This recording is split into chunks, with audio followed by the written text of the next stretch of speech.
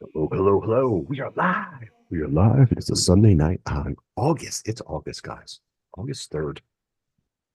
August 3rd. And Jeremy is talking like a mime right now. It's great. He's on mute talking like a mime. It's awesome stuff. Look, he looks upset. We gotta, let's narrate this, Pat. Sorry, I'm shaking my head at what I'm seeing on the screen right now, and I don't mean Jeremy. Oh. The fun part about doing a podcast on a live event and being the only parent home is you get to answer all the questions from the kid. Of course. Dad, can I go up to the bus stop? No, you can't go up to the bus stop. The bus stop is not. There's What's kids that live up by the bus stop, oh, and then he's like, "Can I go across to my friend's house?" I'm like, "That you can do, yes." I was kind of like, hey, is it too early to go to the bus stop in PA? Like, Yes. Well, fallback starts earlier this year. No. I was gonna say, his son asked the question, "Can I go to the bus stop?" I'd be tempted, even though it doesn't really make any sense, but that's also kind of the point. I'd be tempted to say, "No, you can't go to the bus stop, but you know what you can do? You can go live in a van down by the river." well, guys, that started off pretty well. We didn't do a Not sure. formal introduction, yeah, or you were trying to, and then you moved I, on to Jeremy yeah, Mimes, yeah. so that was your own fault, Yeah, bitch. you know what? Bitch, Yes, yes, I am bitch, the bitch for that one. It's okay. bitch. And everyone, I'm eating Wingstop. Yes, I am. So, Maybe. ladies and gentlemen, we are here live podcasting SummerSlam Night 2. We were going to do both nights, but Joe and Jeremy had family things going on again because they have a family that loves them and I don't. God, Pat, your family loves you in a different way. It's okay. Um, That sounded very dirty and very Pat, we are your incestuous. family and we love you, so So it's okay, Pat. that's disgusting, you know. Sometimes family doesn't have to be blood. But Yeah, so Jeremy, we anyway, do. as Jeremy, we're you're here right. for We do love you, Pat. as we're here for this night too, so they're starting off with the women's title triple threat match between Rhea Ripley, Io Sky, and Naomi. Yes, thank you. I have never been shy about my dislike for Naomi. I've never gotten it with her. I've never cared for her. Basically, from the point where, if you recall, she used to do the butt bump, which I always derisively refer to as the flying ass. Uh, if I see her do it again, I don't really recall seeing her doing it recently, but if she does, I will definitely make sure I mention it. But anyway, so she just comes down to the ring last, which she should because she's the champion. The champion should always come out last, unless, of course, your opponent is Hulk Hogan. Then Hogan always comes out last. See WrestleMania 5. Um, it's, but anyway, so it's her like Pat's father's an article. so her her See this her reference. her father is up on the stage playing some guitar intro for her. I've got the Mhm. sound muted, so I couldn't hear it. Oh, But is the that way her father? she Is that who that was? Her father? it said Yeah. Naomi's dad on the bottom when it said his name, Mhm. which I didn't catch his name because I Oh, got the captioning on, so I could it blocked the nameplate. But anyway, my point is she's out there like grooving and having a good time with him and everything. She's the fucking heel. She shouldn't be doing that. not disagreeing. Usually that's a face thing to do, like have the big entrance, Yeah, come out with the It is kind best. of hard though because it's special because she's kind of geeking out because her dad's playing for her. So I get it. right. But then again, you don't do that then when you're the heel. I'm sorry. So here's the thing: it's like because heels have come out to people live playing them before, but when they do that the heel won't really make a big deal about it, and because and definitely not look like they're enjoying it, which again they're not supposed to because again they're the heel. Ooh, what a move! All I right, like the sequence. I'm getting very annoyed at the beginning of this match already because Naomi went and got out of the ring like she's afraid to lock up with these two. Bitch, this is a triple threat match. One could pin the other, and you could be standing outside the ring with your thumb up your ass. Obviously, that's not what they're going to do, but again, logic. I guess, like I can't say like I don't have the disdain that Pat has for Naomi. I've always found it hard to get into Naomi's character. For me, Like, there's nothing that's interesting about her character that makes me say, "Ooh, I really enjoy watching," or "What is she gonna do next?" Yeah, and That's the big thing as far, and even as a to it, heel. her heel turn was shit. I mean, It was different, I would well, say. okay. Jade got injured, and it was the way it was revealed is that Naomi was responsible. Yes. So then, and at the time, Bianca and Jade were tag team champions. So Bianca needs a new partner. So, Naomi comes back from injury. Well, we'll substitute Naomi in for Jade. So Bianca and Naomi were having a good run with the women's tag belts and everything until Jade came back and beat the shit out of Naomi, revealing that she was the one who did it and blah, blah, blah. And then it's like, the whole thing was that Naomi was jealous of Jade. Bitch, you weren't there. You were out injured and everything. So it just... Believability, I understand. Yeah. And let's look at this logically here too. Naomi is married to one of the Usos. I never remember which one because I don't get Jimmy. Jimmy, yep. That's one of the reasons that she's always stayed up at the top of the card, because I'm sorry, her work both in the ring and on the mic has never been as good as... I won't say she's always been outside the top 10 of the women's roster, but she's always certainly been outside the top 5, at least as far as I'm concerned. To me, she's never been one of the best 5 women on the roster in any way. Again, the top 10 I'd have to think about harder, but I don't feel like doing it. So I feel like Joe has something positive to say about her. And fans, we apologize. Joe and I did not have a chance to finish our dinners before we started our live cast. So yes, you're seeing us eat chicken and fries. I'm eating Wingstop, baby. And I got which funny is the official sponsor of the pay-per-view tonight, of the PLE tonight. And I'm rocking my Buc-ee's cup right here. I had Domino's because I'm an idiot. You made a comment last night that you were hungry for Papa John's. Why didn't you go to Papa John's route? Because Papa John's is further away, and because I was coming back from my sister's house, and I was trying to make sure I got back here with enough time to eat it before we went live and everything. So I went with a place that's closer, because I don't like doing delivery anymore because it's not as hot when you get it and you pay the money to have it delivered. So, I went and did the pickup. So Understand. yeah. Yes, Jeremy. That is coming in hot tonight. So there was It's coming in hot. So there was some logic behind it. Yes. So here's the thing. Yeah, go give us something positive, because I have something that's not negative or positive. It's in between. It's a neutral. I've never had an issue really with Naomi. I think she's athletic. I think she's a good worker. Yeah, some of the moves, I'm not even going to bring up botches, because I'm going to be honest, every single wrestler has botched at least one time or multiple times in their lives. So I put that off to the side a little bit. If you're an extreme botcher or make so many mistakes all the time, Or hurt then people. there's things to worry about. That has she made mistakes? Absolutely, but so has a lot of others. So I'm not really gonna go down that road.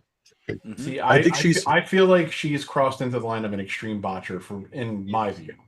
I think she's a good worker, but in the same aspect, to be honest with you, I've kind of enjoyed this character more than I've enjoyed a lot of her other characters in the past.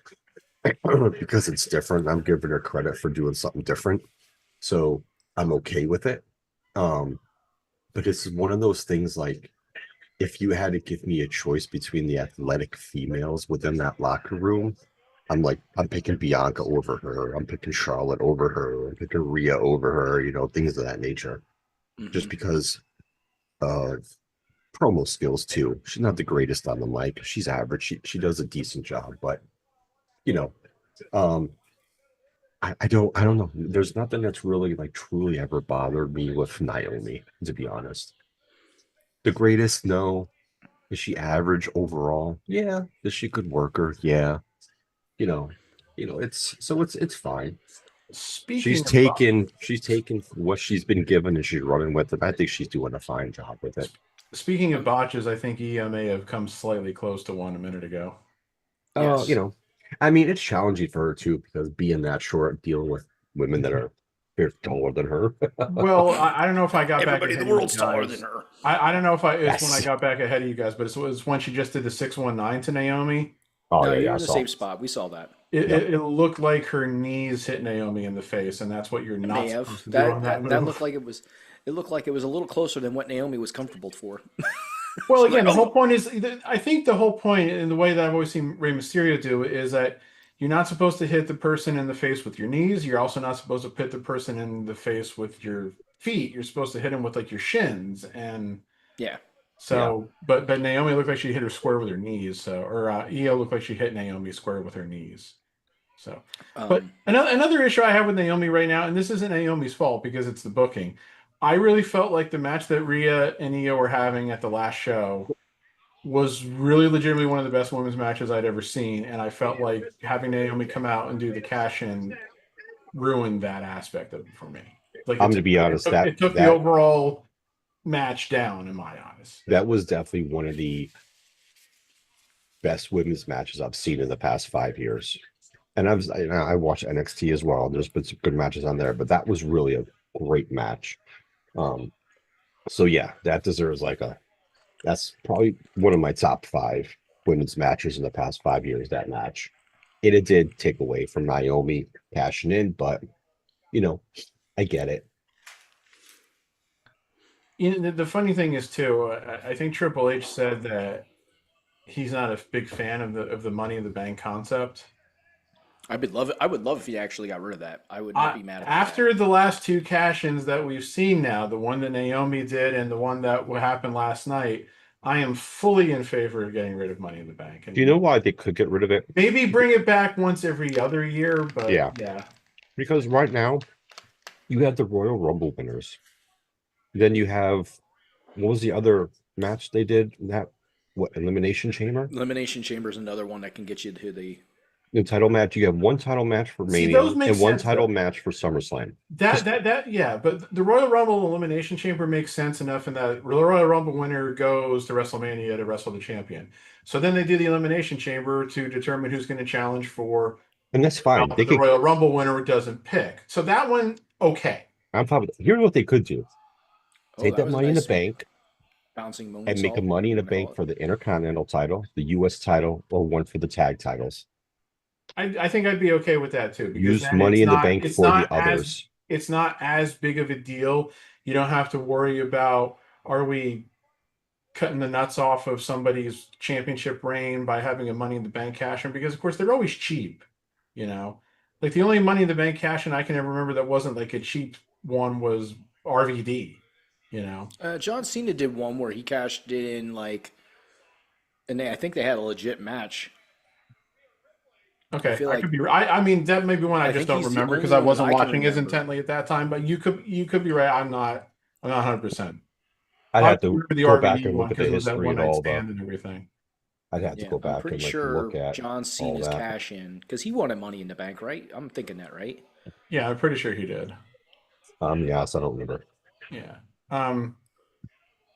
So while this match is going on, real quick, any thoughts on last night's uh doings in no particular order? You know, Well, whatever. the only match that I watched was the one that I got home for, and that was the Punk Gunther match, which overall, that match was what I expected to be. Gunther is one of the Old things I'll say school. about Gunther is he can wrestle multiple types of wrestlers, like Yeah. different styles. He can wrestle different styles. But if you want to take what kind of wrestler is Gunther, Gunther is more of the slow, methodical, old school type wrestler, Yeah, Like in my Orton opinion. is. And I could be he's wrong. I he's a could be very wrong. But European style. so, um, and Punk, as we know, is older, so he can't go in that sense that he used to when he was younger. You did see flares of it in that, glimpses of it in that match. And that's all you're gonna get. And that's okay. Now, I will say I did start to doze off during that match, and it's not because the match was necessarily boring. It was because I was tired when I got home, and I'm laying down on the couch watching this. So, I started to doze off. Now, some will say that match was boring because of the style that it was under, and I get that. My big problem, I guess, my problem with that match, watching that is, and we said this in our text in our other in our group chat, is, um, we know certain people that we're gonna probably be mad because Punk won the title, but then you said, Pat, just wait. And you were right. There came Rollins. And at first, I didn't think it was going to happen. I'm like, oh, because he was injured, or at least he was supposed to be injured. So I was like, okay, they're going to play this off, and Punk's going to get maybe a slight title run. But then they did this swerve, or what they tried to do as a swerve, which was predictable as all hell. Especially if you're paying attention to stuff. Is Rollins takes off the fake knee brace and comes down and cashes in his Money in the Bank. The second time that he's done that in that type of fashion too, because he did it again in the Brock Lesnar Roman Reigns match a couple years back now, but he did it in that match. It was very reminiscent of that, which was 10 fucking years ago already. The only difference was that the Roman Brock match was still going on when Rollins came down to cash in, But so yeah, and I know some people are happy about that. I'm like, I would rather see them maybe go through a legit feud and he loses it and then cashes it in on the next time that he has a match, and then steals it from him, not steals it from him right away. Like, I think that would have been better, like, from a story building possibility, like have Punk have the title, let them fight in the next the next PLE, and then Roman, Seth loses to him, so he knows he legitimately can't beat him. So then he comes down and cashes in after he's beat up on a. So drag it out for 2 more PLEs for them to have a little bit of a feud. I think that would have been pretty good storytelling, because they could have run with that story and like kept people interested in that. I mean, they're going to keep it interested in a feud where Punk's chasing him now, where the good guy's chasing, but just my personal opinion. yeah. See, I'll be blatantly honest. I'm pretty sick of Seth Rollins. I really feel it's been the same old shit with him for the last 3-4 years now or so. The whole "I am a visionary, I am a revolutionary."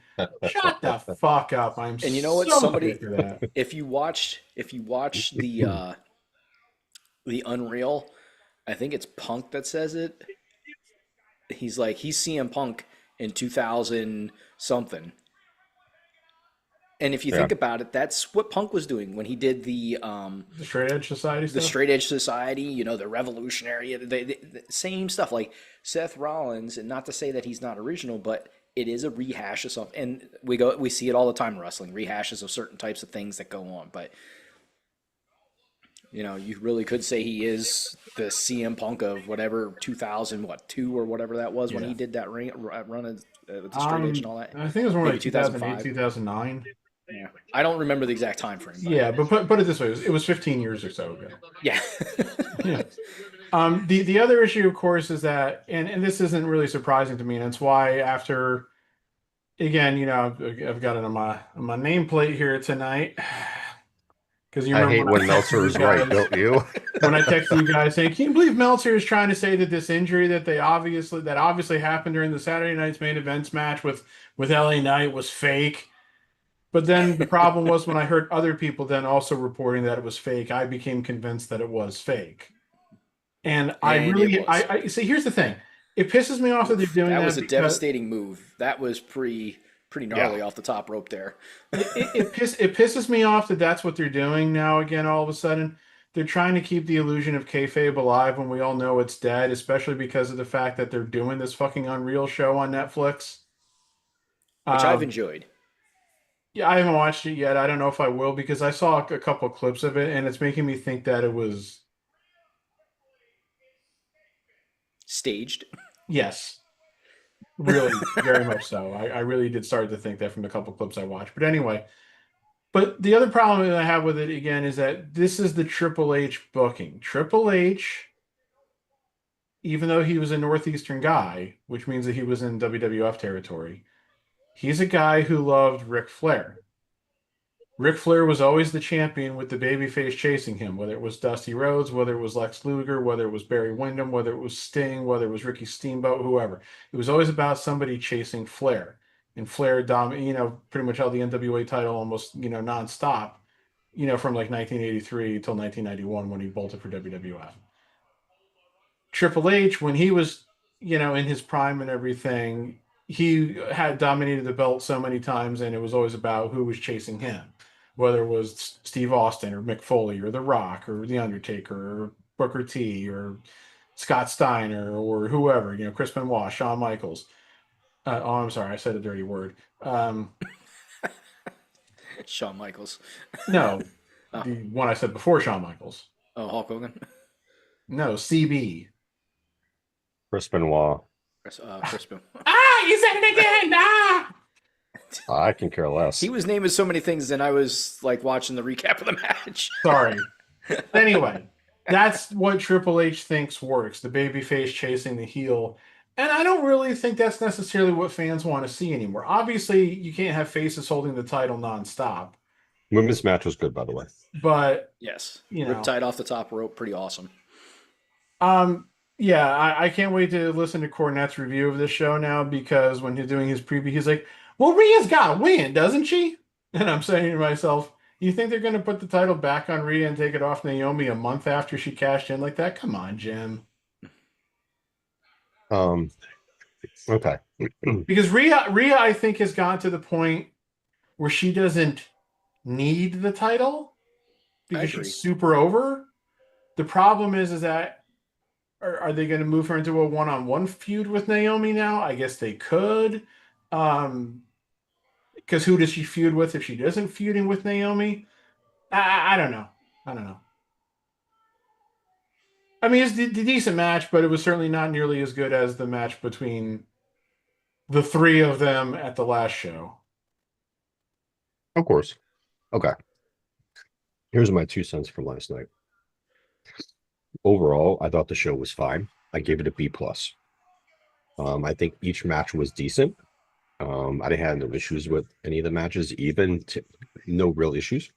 Not trying to nitpick, but even the Tiffany Jade match was decent. It worked. The right choice in Tiffany keeping the title was a good one, of course. I think the only surprise for me in last night's show was I was not expecting Charlotte and Alexa to win the tag titles. I really thought they were going to keep those belts on Roxanne and Raquel longer. I felt like they could have kept them, and they kind of needed to keep them longer since the whole group has belts, unless Dom loses tonight. That could be a precursor could be a precursor of Dom losing the belt tonight. But it was kind of a surprise. I'm not mad about it. That match was good too. So yeah, overall, props to Jelly Roll. Here's my thing. I'm not a fan of celebrities and wrestling matches. I'm really not. I wasn't a fan of the whole tag match with Hogan and Rodman and DDP and Karl Malone. I wasn't a fan of that. I wasn't a fan of the Jay Leno stuff, the Dave Arquette stuff. A lot of the other things, Bad Bunny did do a bad job. Yeah, I was gonna say Bad Bunny did good. I don't really consider Logan Paul a celebrity more, but yeah, like the good celebrity matches are very few and far between. Like, yeah, I think the Lawrence Taylor Bam Bam Bigelow match, the consensus... Show his leg. Show Tyrese Halliburton's leg. Let's see what he's got on it. Hey, he's got an old school. He's got an old school Dr. Thugonomics Cena shirt on, so. But yeah, like the LT Bam Bam Bigelow match was kind of is that their son? I think people have come to the consensus that's the Taker's son. That like it wasn't like a great match. That was his wife and daughter. He doesn't have a son. But that was his daughter. My apologies. Mm-hmm. But it was wait, who doesn't have a son? Undertaker. I thought that was Undertaker's son with Michelle McCool, and I've been crazy. No, his daughter. Undertaker has a son, but I think he's still only like 5 or 6 years old. Yeah, he was at the Hall of Fame ceremony. I'm sorry, but he doesn't have an old enough son. They don't take him to this stuff. Yeah, okay. My apologies to everybody out there. We strive for journalistic excellence and accuracy on this program, and that was way off. And Jeremy was wrong. So, as an apology, we're just going to remind you that we don't care. Yes, we do. We do when it comes to kids. We care when it comes to kids. Yes. I don't. Adults can suck it up. Finish your remember what thoughts. So I can Yeah, continue. I'm glad Go I ahead. didn't see I don't remember what I was the talking celebrity about, so match I'll either. stop. Like, I'm glad I didn't see that. Well, okay. Yeah, I was gonna say. Give props to Jelly Roll for taking those bumps, though, because that's not something. Okay, here's the thing. So I kind of stopped paying attention at that point. I was just kind of losing interest overall in the show. And again, it wasn't the show was bad. I was just kind of like, yeah, okay, yeah, whatever, yeah, sure. And when that match came out, I'm like, well, this is the match that I definitely have the least interest in tonight. Okay, so I muted the sound. I was listening to something else, so I wasn't really paying that close attention. So like, I'm seeing him in there, and I was like, I was really surprised because it seemed like he was working most of the beginning of the match. Yes. So that was surprising. I'm not saying that he was doing good because I wasn't paying attention enough to know. You want to say he did average? He did below average. I didn't Dude, see. he tried, and I he did did a not. good job. I did not see anything offensively bad from him. No. Say that. And then I definitely was paying attention when Logan Paul was setting him up for the spot when he was jumping off the top rope to the outside when Jelly Roll was on the table. Because as I was sitting there watching that, I was going, oh boy, they're milking this for all it's worth because I fully expected him to move. Yeah, no, he took it. Hold your thoughts. The Hardy Boys are there. Yeah. They have the relationship with TNA. Oh, so, that's right. Yeah. They are part of TNA now. I forgot. They got booted out of AEW. Well, their contracts were up. But let's be honest, they got booted out of there. So They probably did. Their contracts were up, and so the Dudleys are there, the Hardys are there, Edge and Christian. Oh, but they weren't part of the first one. Yes, they were. It was Edge and Christian. Yeah, they were. Hardys it was a Dudleys triple threat. That's right. It was a triple at threat. SummerSlam 2000. So it's been just about 25 years. Yeah, they said due to the 25th anniversary. They didn't say 25 years. They said the 25th. Oh, they're doing that match next. So well, I didn't hear that. I mean, it is in terms of like it's been 25 SummerSlams since that show, but like so they did the right thing. I was thinking the date. Yeah. SummerSlam was later in August that year. I'm almost positive. So they're showing the those 25th two anniversary. They didn't say 25 years of. They're showing them one because of the match, and two, the Hardys just won the TNA tag titles, and the Dudleys came out and challenged them at Slammiversary in October for one last match. So they're doing a tag match for the TNA titles at Slammiversary. Is that to determine which team dies in the ring first? Well, okay, all right. Let me finish. That's terrible to say. Let me finish my night two before we continue. Yes, finish your night one stuff first. But anyway, so I was trying to say credit to Jelly Roll for taking that bump. Oh yeah.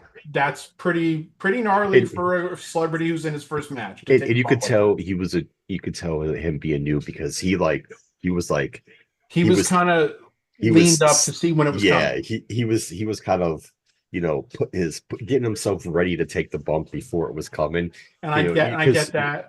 And that's fine. I'm not going to nitpick, but because he did that too in the ring when Logan did the finishing move to get the pin, he kind of was like got himself ready to take it instead of kind of like waiting. But hey, that's fine. Yeah. It's all good. He did a great job. I will also give him credit. Now, supposedly they want to have him work another match at some point in the future. But hey, how many times do you see a celebrity come in and lose? So yes, I'll give him credit for saying, sure, I'll lose. And I'm not gonna make you have me win, Unfortunately, they needed to lose that match. Like McIntyre and Paul really needed to win that match. That was like best case scenario. Yeah. Orton again is so far over and everything that it doesn't matter. Ciampa looks so weird without a full beard. It's just odd. So the other thing, hey Ciampa, why weren't you wearing a shirt during the Hogan tribute? He's the only fucking guy out there without his shirt on. I know it is what it is. Here's my thing about the main event. I knew Punk was going to win, and mind you, that was only Punk's third win of the whole year, and we're in August. Remember that. And I knew Seth was going to cash in. Well, I'm excited for this match now that the MCMG is in. Motor City Machine Guns, yeah. Here's my issue with the whole Rollins thing. Saturday night's main event execution, perfect. Monday, Tuesday, and Wednesdays, media stuff that he did podcasts and other shows. Him on the crutches, perfect. Becky Lynch's social media posts, perfect. Here's where they fumbled to me. Oh, my knee's still swollen. We can't see everything. We're gonna wait a week. A week goes by. What do we hear? Nothing. Nothing. Heyman's still carrying the briefcase. He's gonna be out for a long time, but he's gonna be out for months, but he still has till next year. He's hyping up Braun and Bronson. And then he's doing the promo, trying to get Roman back. Oh, we can fix things. Still carrying the briefcase. Still doing, hype, helping to the guys. And they're still talking about, and the commentators, oh, Rollins, still has till next year. What they should have done once you're doing that, and I understand Rollins wasn't on TV, and I was fine with that. Once they let that go, I knew he wasn't, I knew it was a work. Like I knew it was a legit work at that point. And to me, that's why I knew Punk was winning against Gunther when they set that match up. And I knew Rollins was going to cash in right afterwards. And my thing about that is to make it more realistic, what they should have done is have the GM, Pierce. who's Pierce was the Raw GM, right? Yeah. They should have had Pierce come out at some point. Be like, I know your boy's injured, but we're going to be stripping him of that from that briefcase if we don't get a legitimate update on his injury, and start setting something up where they were going to do something with that briefcase to name a new Money in the Bank champion, new Money in the Bank winner, I should say, to make it more realistic that he is really injured, and then kind of maybe set up a match on Raw, but then have Rollins do what he did last night. I think it'd have been more realistic, because unfortunately, once they stopped, there was nothing after that week. It was pretty obvious that it was a work at that point. The casual fan might not have picked up on that, and they kind of probably thought, it was still, oh man, he probably is injured, da da da da da. But for hardcore fans, I think it was kind of obvious that, it was a work at that point. It's just me, maybe nitpicking a little bit much, but for me, making it more realistic in regards to making it more special, if you want to put in those words, for him coming out, get a bigger reaction, bigger pop and whatnot. And plus, too, here's the other thing. When he came out, he starts going back. And what's Heyman doing? Standing there. He's standing there. He walks backwards a couple steps. He's still facing the ramp. And he's kind of looking back at him. Like, you're kind of giving it away, Heyman, that he's about to drop those crutches and turn around and cash in. Yeah. So three things about what you said. Shove this in my mouth. The two times, the two things that made me convinced that what was going to happen last night would happen. Let's pause because I think the last team has come down. So in this match, we have the Street Profits. We have Motor City Machine Guns. We have DIY. You have a team from NXT of Fraxium. No, they're on the main roster now. Oh, they're on the main roster. They're on SmackDown. Yeah. Yep, they're on the main roster. And Andre and Andrade and Charlotte's Ray X. Finor. Charlotte's X and Penta's brother. That's their team name. And sorry. Oh nope, there's still another team. Good lord, I forgot. There's one more team. Didn't want to make you spit out your food. It's the champions. I forgot we were missing one. I like Andrade, but it's just weird that they put him with Penta. No, I'm sorry. That's weird they put him with Phoenix. We don't have the Lucha Brothers yet. Like, the Lucha Brothers would be great in this match. Well, it seemed like, again, that they were still wanting to have Penta as a singles, but it seems like he's been kind of blah over the last month or so. So if we officially finally got the Wyatt Six, or what are they officially called now? The Wyatt Six. Okay, so they are the Wyatt Six. So you got so it's Abigail, Sister Abigail. Yeah, it's Gacy and Loomis who are the champions. You got Uncle Fester, not Uncle Fester, Uncle. Not the Adams family. Sorry, we're not the Adams family. I mean, it might as well be. He might as well be Uncle Fester. I can't remember what the hell his Uncle I'm not Howdy. touching that one, fans. Uncle what? Uncle Howdy. Howdy. Uncle Howdy. You We got need the to get bunny. Jeremy a teleprompter. Yeah, that would be awesome. You got the bunny, the pig, And Pat's typing and in the the crow. teleprompter to you. The buzzard. That's right. The buzzard. Sorry, it looks like a Yeah. crow. Anyways, Oh. so you got Gacy, who is the pig. That's just freaking hilarious. Yeah, Gacy's the pig. Loomis is the buzzard. Rowan's the rabbit. Bo Dallas is Uncle This is- Howdy, and Nikki yeah. Cross is Sister Abigail.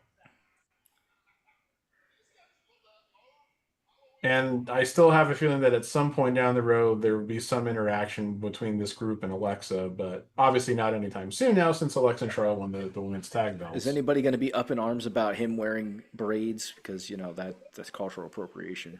Good drugs. I mean, I think they look dumb, but see, the thing is, I've kind of liked what I've seen from Loomis in terms of in ring, but his characters have always been a bit on the side. They're pretty much the same. He doesn't have to talk. Listen, Just Loomis stuff. is very good in the ring. Well, when he was doing the whole stalking the Miz thing, I was both turned off and highly entertained by it because it was so random and like weird. I But thought the he was way going to say he was like, turned off and turned on at the same time. the way that he was selling it with like the facial expressions, like because he remained completely stone faced whenever he would just show up and like Yeah. be haunting the Miz. Give him credit like- for that, too. That was good stuff. I was saying to myself, dude, I don't know if I'd be able to do that considering how ridiculously silly this is. So So I don't know, all with five this, teams there's are jumping in. there's. I'm going to say this, and this is going to be a take that nobody's probably going to like, but I can't stand the Street Profits. I am so sick of them. They've gotten stale.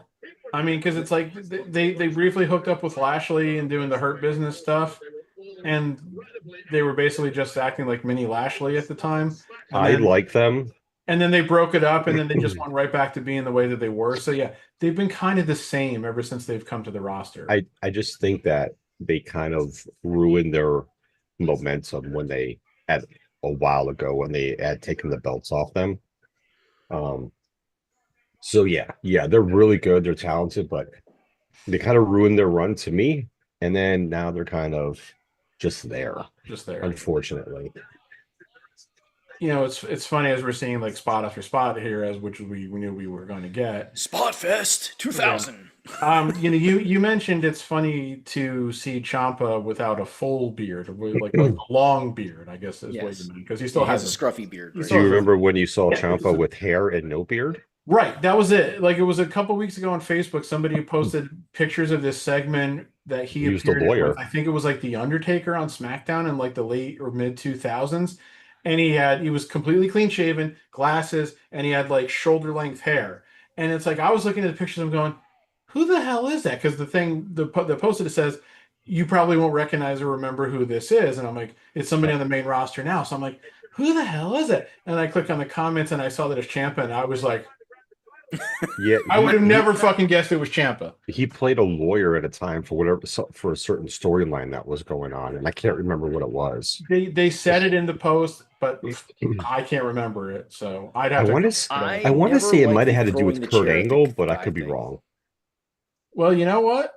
I'm gonna look it up since I'm not a big fan of the throw the chair at the guy thing, and Gacy just threw a chair at somebody, and it looked like it poked him with the feet of the chair, didn't hit him flat. oh, okay. He appeared on Oh the my god, he July- completely missed the The freaking. whole chair. That he- could have been real bad. And you want to talk about a botch? Now that's a botch because they He- could have seriously hurt him. He appeared on the July 14th, Oh 2000. my god, and he's gonna let him do it again. Yeah, the guy got the spot right. Yeah, 2 times they is the got it right. charm. Hey, it is what it is. I would have been like, no, you guys screwed up the first time. I'm not letting you guys possibly paralyze me this time. No, I agree with that. If you fuck up a spot once, just move on. Don't try to do it again. Well, I Anyway, think the problem his feet could have hit the ropes and that could have ended badly. Go ahead, Pat. Ciampa appeared on the July 14th, 2005 episode of SmackDown as Thomas Whitney Esquire, one of Muhammad Hassan's lawyers, and confronted The Undertaker. He read a statement from Hassan before being attacked by The Undertaker. He then wrestled a match on Velocity later that year when he was defeated by Jamie Noble, and on a episode of Heat the following year, he and Kofi Kingston had a dark match against Lance Cade and Trevor Murdoch. Then he went to Ohio Valley Wrestling for a couple of years before he was released, and then was on the Indies and eventually made his way to Ring of Honor, where I think is where he really finally kind of established a name for himself. It's one of those things like not everybody's ready for the WWE right away. We see them. Some guys have to really find out who they are as a wrestler, find out what their character should be, like really define those things, and then a lot of times they get a chance to come back to WWE and then are very successful. Like I would consider Johnny Gargano, Tommaso Ciampa, and AJ Styles. That was almost a good chance there. Cool. That was cool. AJ Styles, AJ Styles, guys very successful after they first were in the WWE and then found themselves, honed their craft, and then came back. Yeah, AJ Styles had a couple matches with WCW at the tail end of their existence. Yep. Like he might have been a guy, like if WCW hadn't been canceled and gone under, he might have been a guy that you would have seen become prominent on WCW TV in later 2001 and 2002. So cruiserweights too, especially. Talk about a what if. But then he found his way to WWF. It still was, of course, and I think he had some matches on like Jacked or Metal, or one of like the C shows. Yeah, B show, because Heat was kind of like the B. Heat, it was like trial SmackDown were the A shows. Heat and Velocity were the B shows, and like Jacked and Metal were the C shows at the time. Yeah, I think he had some matches on Jacked and Metal, but he didn't like fully impress them or whatever the case was. But then he went to TNA, and again became a big name over time and everything. But also, I mean, look at McIntyre. McIntyre gets anointed by Vince as the chosen one, and all, or the next big. However he said it, I can't really remember now. The chosen one. Okay, so he's recycling Jeff Jarrett's material. Whoa! But then like it like petered out, and then he got put in the 3MB thing, which really just became like a comedy jobber group. But then he left, and he went to TNA and other indies, and he rediscovered himself. He reestablished himself. He got better, and then he comes back, and now he's one of the top guys. So better and bigger. Yeah. I mean, look, he definitely put muscle on because he was a lot thinner during his first run. You could hopefully he did it naturally. Who the hell knows? You can go through this whole roster right now, even exclude NXT, but just look at the roster of all the guys and girls on the main roster right now, and like, where did they start? Like, you can pretty much at the top of your head almost name every single one that is a homegrown person that's on the roster, because there's really not a lot of them. No, like Charlotte is. Becky is, Rhea is. Alexa, I think there's more females that are more homegrown than there are men. But like for like male, right, other than like say like Randy Orton or Cena. I know he worked at XPW or whatever. It's like but that was their. Like even the Florida thing, that was like their minor leagues to development league anyway to get OVW and all that stuff. Yeah, but that doesn't count. Who's going to jump off the ladder onto whatever that dude is? Oh, never mind. That just answered that. Maybe he's going to go to the ladder. No, he won't. Go to the ladder. Okay.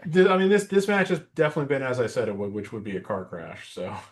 Yeah, I mean, this was what the match was supposed to be. Yeah. Yep. If you besides that, anything other than a giant spot fest with lots of tables breaking, then you're crazy.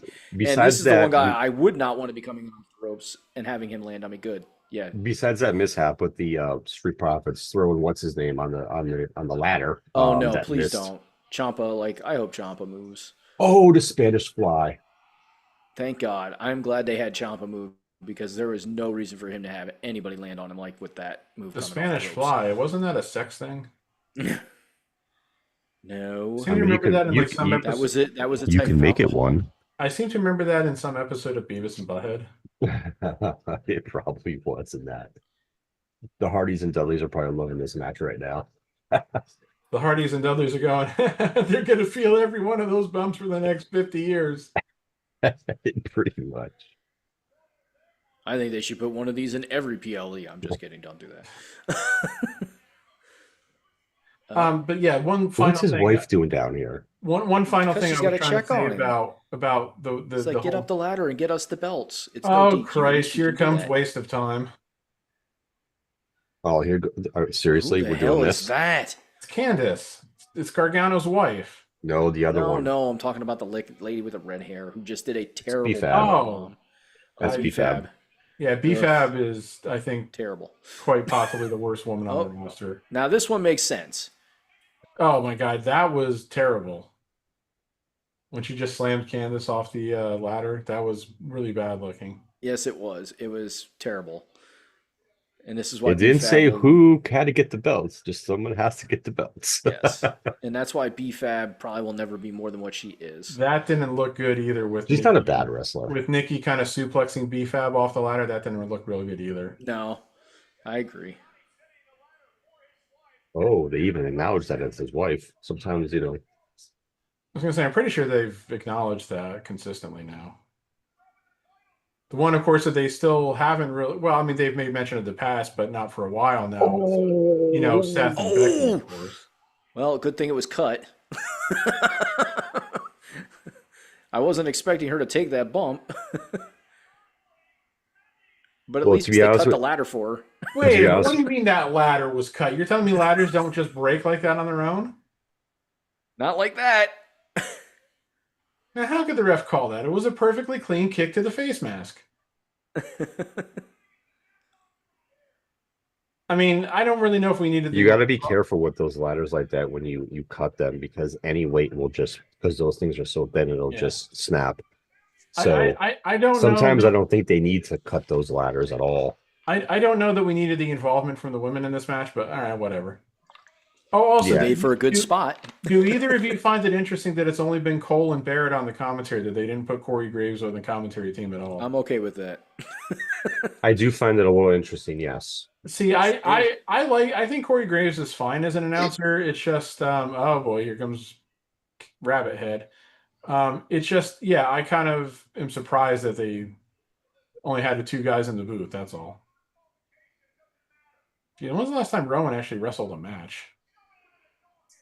I I've have been no watching fucking clue. SmackDown for a while now, so he just looks kind of awkward in there right now. Like he doesn't even have full control over his body. Rowan's kind of old, dude. I want to say Rowan's like our age. I'm gonna look that up because Yeah, I think look that you're up. right. He is on the older side. Eric Rowan is he's about 9 months younger than me. So he's 44. So he's 43 right now. He'll be 43. 44 in November, late November. Okay. So I mean, he's not super old, but I mean, He's not super young either. he's carrying a little bit more weight than I remember him carrying too. So. Yeah, yeah. His beard is going gray too. That must suck for a redheaded person. All right. Anyway, last thing I was trying to say about Seth. The other problem was that it was obvious from the moment he came out that he was going to cash in, even when he turned around and everything. Because the last shot of this show is not going to be Seth Rollins walking away while his music is playing. So 100%. But they do need to end this Rollins and Punk feud, though. Like, Well- Punk's been back for 2 years now, over 2 years, and like I understand, like they're no, they not tease- quite 2 years. It'll be 2 years Almost. come Survivor Series. So close. Oh yeah, enough. yeah. Oh, Almost. this is dangerous. I do not like this spot. This reminds me of Jeff Hardy and Edge.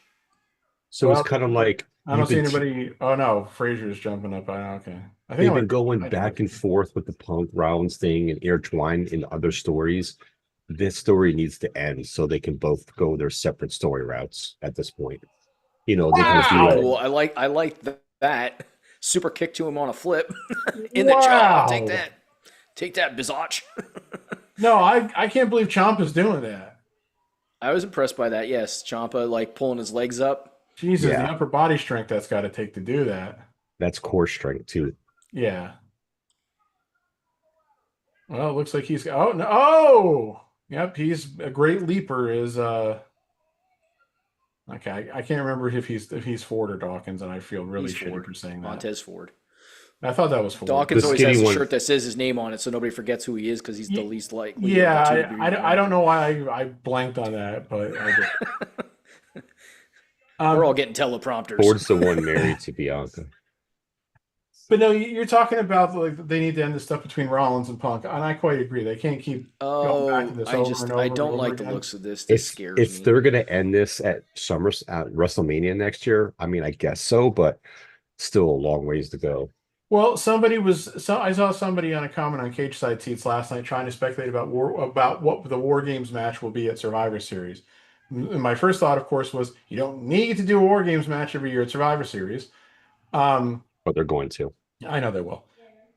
And they were speculating that it would be Roman, Jay, Stepping Punk, away for a brief moment. blank and blank versus Rollins, Breaker, Reed, blank and blank. And I said, dude, I don't want to know if I want to see the combination of those guys feuding with each other in 2 weeks, let alone in 3 months. I just don't think they can sustain that over the next 3 goddamn months until they get to fucking War Games. It would probably be Punk, Jay, Roman, Jimmy, Jacob. Yeah, And somebody then said like you would maybe it'll have, be like, Jacob involved in Solo and one of the other guys involved, like Mateo. But but again, I think, I'm not feeling it. So and I think the other two would be whatever, Rollins. Oh, Jesus Christ. It would be Rollins, Braun, Bronson, Solo, and the tall dude, Hikalu. I think it would be him. Tala Tonga, as they're calling him now. Yeah. Could they have come up with a better name that doesn't have the word tall in it? You know, it is what it is. I'm just saying, it just seems so fucking stupid to me, but I find a lot of stuff fucking stupid because I'm a cynic. And I hate everything. But I think that could be a War Games match. Did Jeremy say he was departing? He said right back. I'm back on the attack. I'm back and I need work. Oh, so we're not The having a SNL title Mr. T change? cartoons. All of this to not do a title change. Wow, I'm actually a little surprised. A little bit here too. Though in a way, Casey like they just only needed the won them right a couple gimmick weeks in ago, order so to it get would be on the kind main of roster. and they are still trying to get this group over, so it would be kind of stupid to take the belts off of them. Correct. Oh, let me just also, since this match is now over, let me just run this down real quick. My thoughts about last night's results. Um, Roman and Jay won, right? Yes. They probably shouldn't have. I don't think it mattered for that match. I mean, Roman and Jay losing, it's not going to hurt them. It didn't really hurt either team for losing. Either team could have lost. And it didn't matter what team lost, I should say. It wasn't going to hurt them. It's just starting to feel like Bronson Reed's always going to be taking pins, so Because that's another thing too. I feel like they're still going to run with the Heyman and Roman thing too. You know what I mean? Because yeah. like after the match, like Roman's staring at Heyman and Heyman has words back on the ramp, so on and so on. So that's another story that's not gonna end anytime soon either. Go ahead. Yeah. Charlotte and Alexa beating Raquel and Roxanne. I can definitely see the argument for why did they take the belts off Raquel and Roxanne. Yes. At the same time, though, it feels to me like they've hit lightning in a bottle with this Charlotte Alexa pairing the way they've booked it so far. Again, I haven't seen SmackDown. I've just really watched some of the clips and everything, but it's gotten fans to like Charlotte again, which 4 months ago seemed fucking impossible. Yeah, So the fans are really behind this. yeah, so I can't fault that. And I've always liked Alexa, so there's that. She's always had a charm about her. She has. I'm trying to go back to the And results. she's gotten hurt how many times in her career and come back, and she hasn't really lost any momentum or any fan base. Like, Well, she can't hasn't. say that about a lot of people, like in the wrestling world. Well, I mean, So you say she got hurt. I mean, are you counting pregnancy as one of those hurts? I'm just saying that's one of the reasons she was out for a long time. I No, I'm understand not. that, but I'm talking about the like she's been injured multiple times. I don't Like, remember how many other times she's had like months-long injuries other than her pregnancy gap. She's had the knee injury, and I think she had like 2 other injuries too. So, Sammy beating Carrie and Cross. Sammy had to win. yes. Hopefully, they still find something to do with Cross because I've actually liked his character. It's been better. His vignettes have been good. His promos been better. His Yeah, backstage stuff was good. Just I know if you're giving him that much stuff, like do something Yeah. more with just Sammy. there's been this thing going around about how he doesn't take bumps. I don't know if you saw that. Yeah. And like to the point where I was trying to count to see how many real bumps he took last night, but after like 2 minutes, I was like, I'm not going to remember, so I stopped. And Tiffany beating Jade again. I didn't really have any strong feelings about the match. I think I was starting to zone out a little at that point. She needed to win that match. I'm glad they resisted putting the title on Jade, to be honest. But I will say this: the fact that they didn't put the title on Jade, I don't know if there's any more way in which they can tell us Jade ain't it. And again, not trying to be a dick about this or anything, but Excuse me. hey, a non-live shot of Allegiant Stadium in Las Vegas. Yeah, it's definitely not a live shot considering the fact that they're 3 hours behind us. Right. And it's still daylight where I am on the East Coast. So Yupper. Anyway, it really just goes to show that they don't think Jade can really carry the title, which again, I've still not seen anything from her that makes me think she can either. And it does make me start to wonder now, it's been how long now?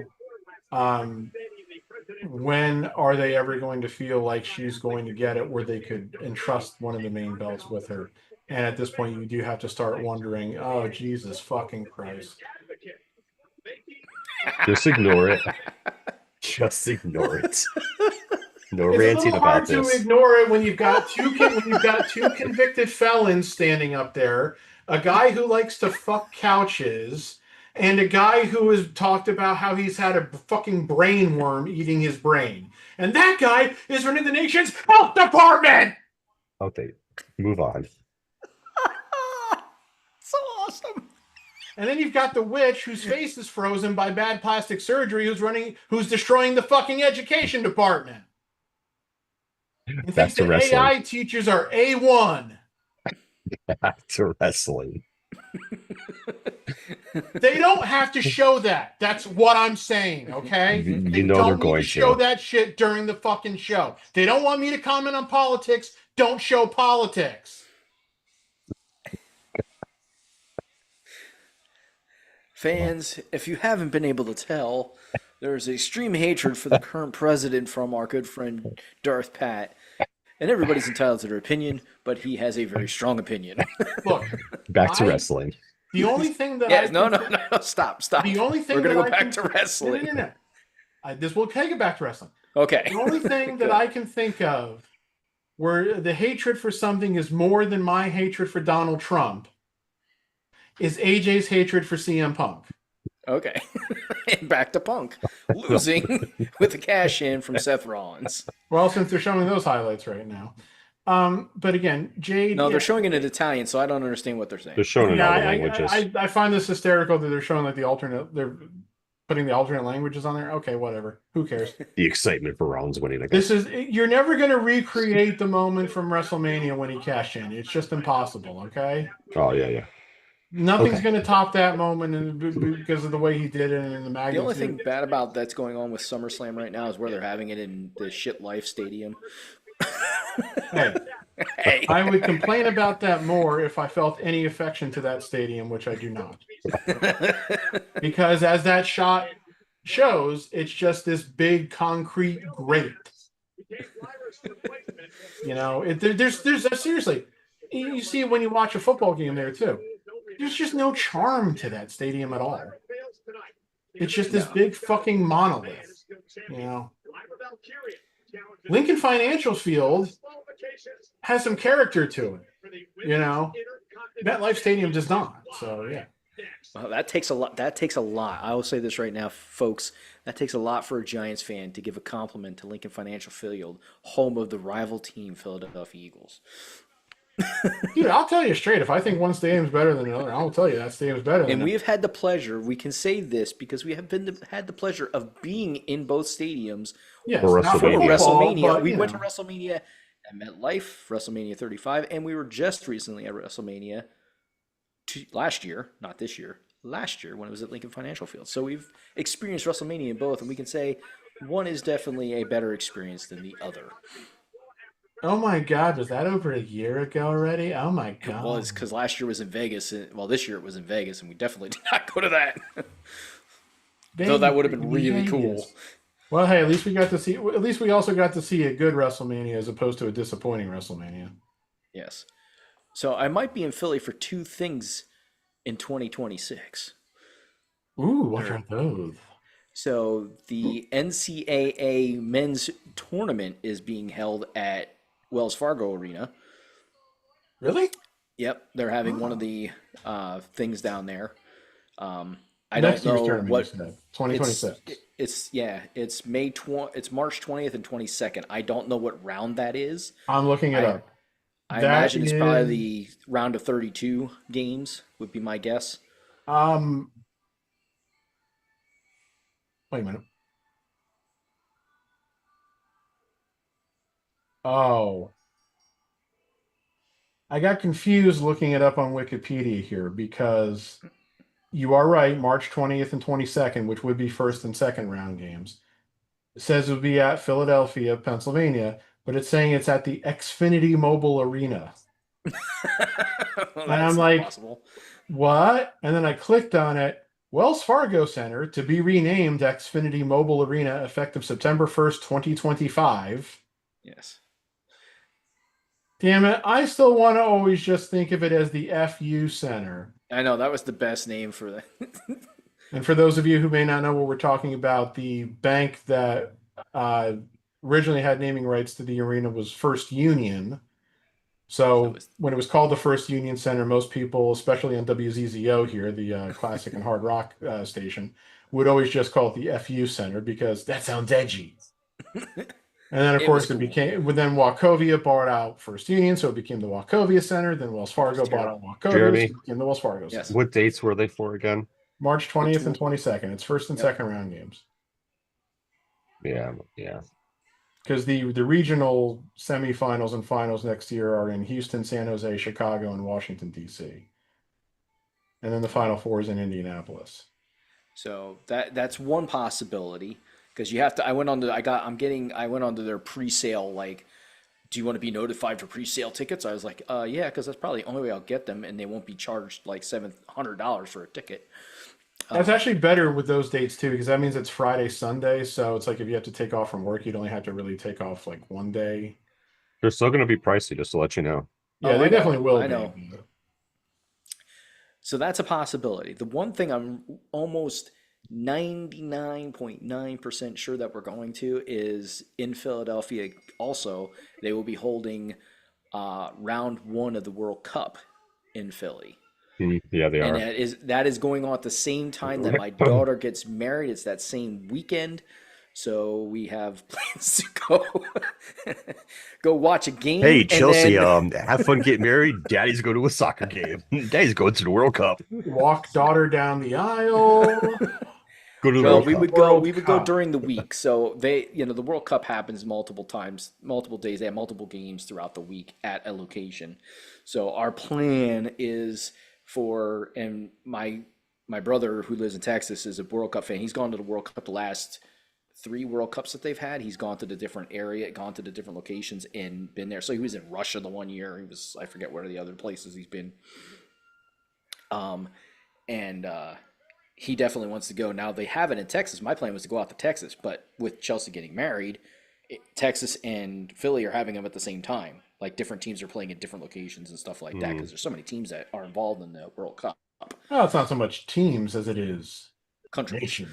Yes, nation. But so they're coming out here for the wedding, so we're gonna try and maybe do like a Thursday game, see if we can get to a Thursday game if there is one. So That's like the plan. So there's two possibilities. One most definitely more likely than the other, depending on tickets and stuff like that. How price the ticket Yeah, gets. those World Cup tickets are going to be expensive too. Yeah, Hey, but you know for what? It's see how much they are, but it's not something you get a chance to do all the time. You know what I mean? no, I'm figuring like between 250 and 300 for a ticket for that is my thought Mhm. process for round one ticket. They go up as you go up in rounds too. Like the further into the tournament you get, the more expensive the tickets get. Yeah, yeah. One of my coworkers, Ooh. her and her friends went to the Olympics um to watch the women's soccer when it was like in Nice. New Zealand and stuff like that and all that, wherever it was, that were the different venues or wherever. Remember a couple years ago. Maybe it was what was the Olympics or it was the Women's World Cup or whatever it was that was out in New Zealand and Australia or whatever. Yeah. But And they went to that. for It was a good time, they said. yeah, Expensive, but a good time. and for me Okay. it's one of those things like World Cup doesn't usually, when's the last time the World Cup was played in the United States? It's been a long time. 1994. Yeah, so it's been a while. Um, and it's not I something wish that I'm somebody going had to a cash in. Can't we do a cash in of some sort on Becky tonight? That'd be great. that'd be okay. Um, there's not I'm not one of those people like I don't enjoy soccer enough to say, "Ooh, this is something I got to go to every time it's around every 4 years and fly to another country to go see it." So the fact that it's in the U.S. Yeah. and probably won't be in the U.S. again for another 20 some years. Yeah, Um, maybe even longer. What are yeah, we? Aren't we getting?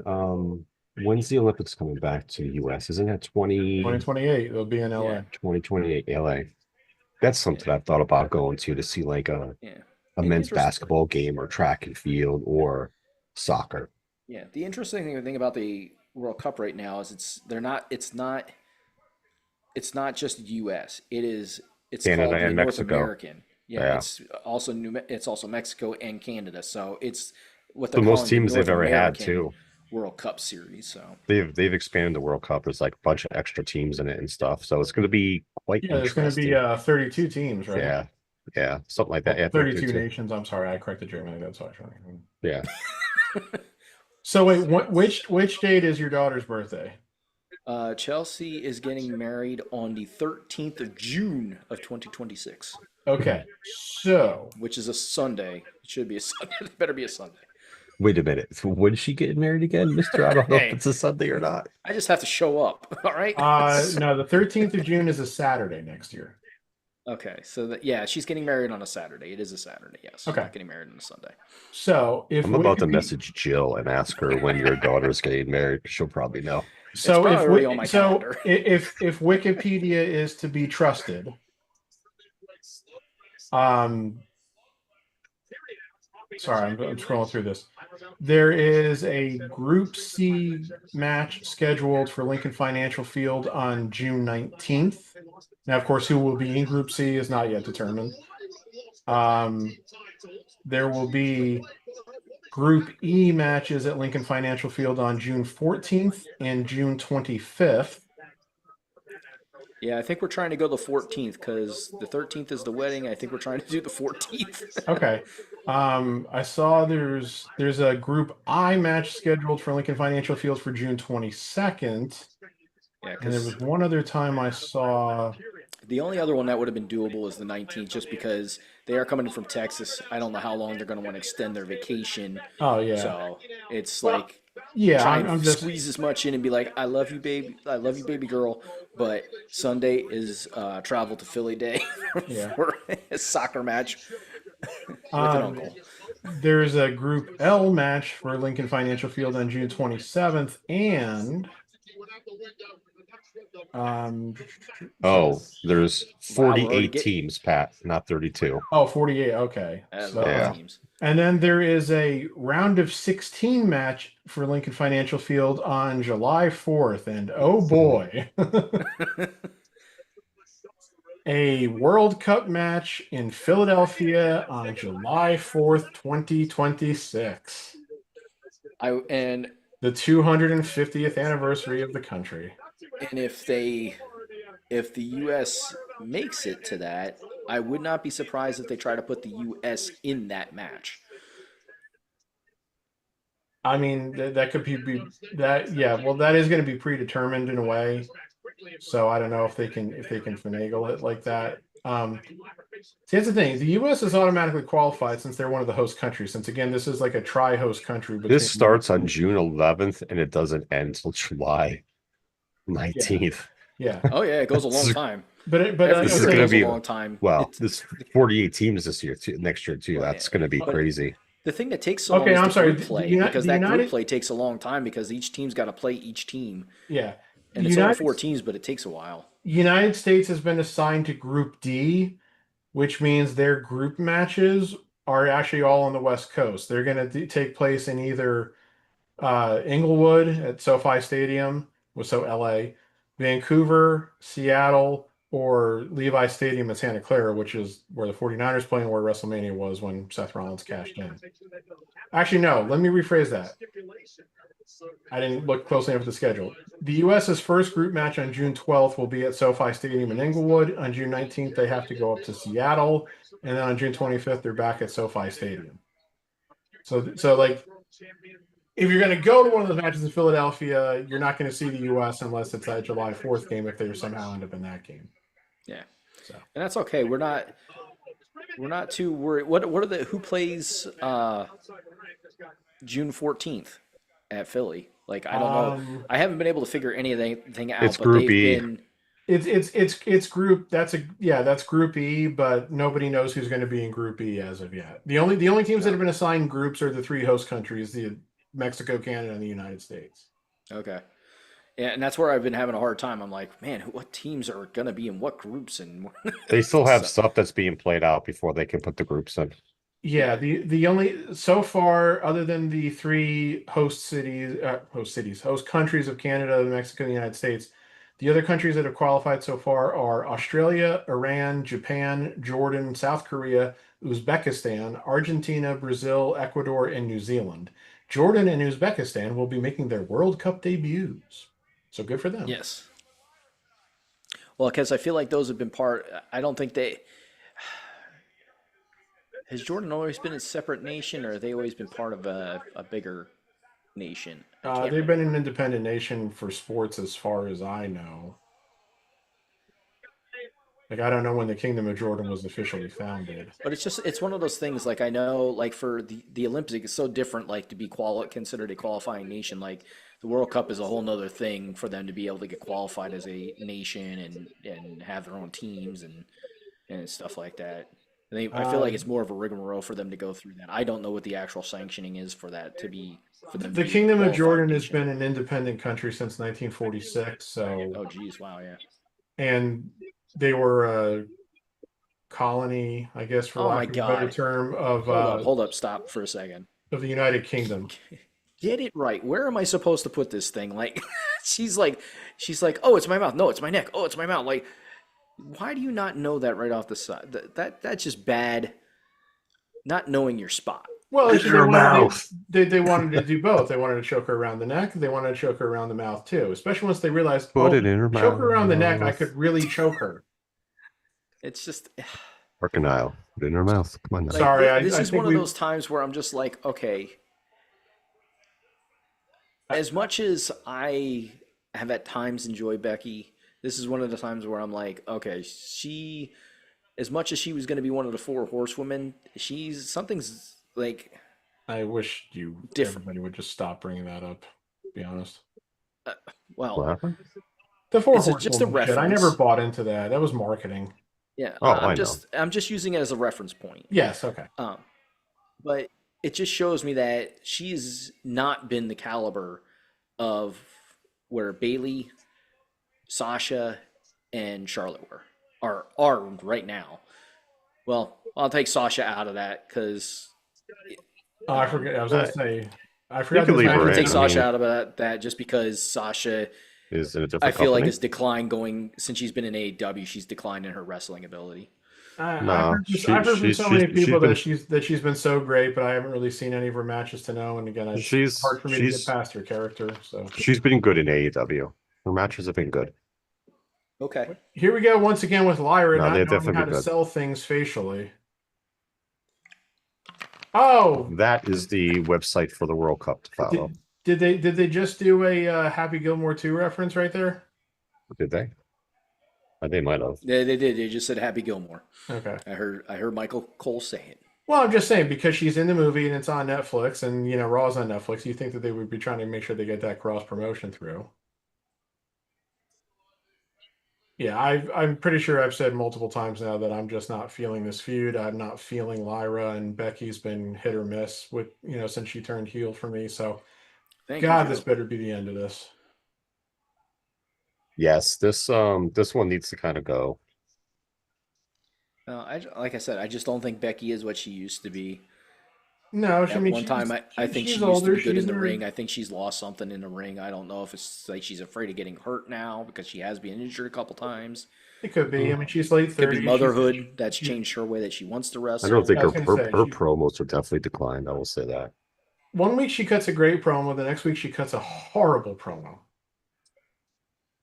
It's like how can you cut such varying quality promos in consecutive weeks? I don't really get that.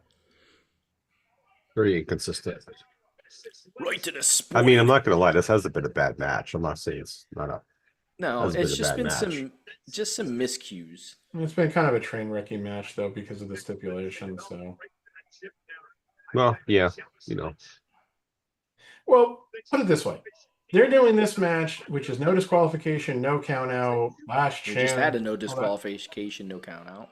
Hmm? Actually, every match has been a no disqualification, no count out match because that was what the first triple threat match was. That's Well, automatically implied. yeah, and then the 6-way TLC match. But yeah, what I'm getting at is that the main event tonight is a street fight. I know. And one of the next two matches coming up is a steel cage match. So basically, all these matches There are no tonight are rules in almost any of these all. damn matches. Anybody can interfere in almost all these matches tonight. The only rule is there are no rules.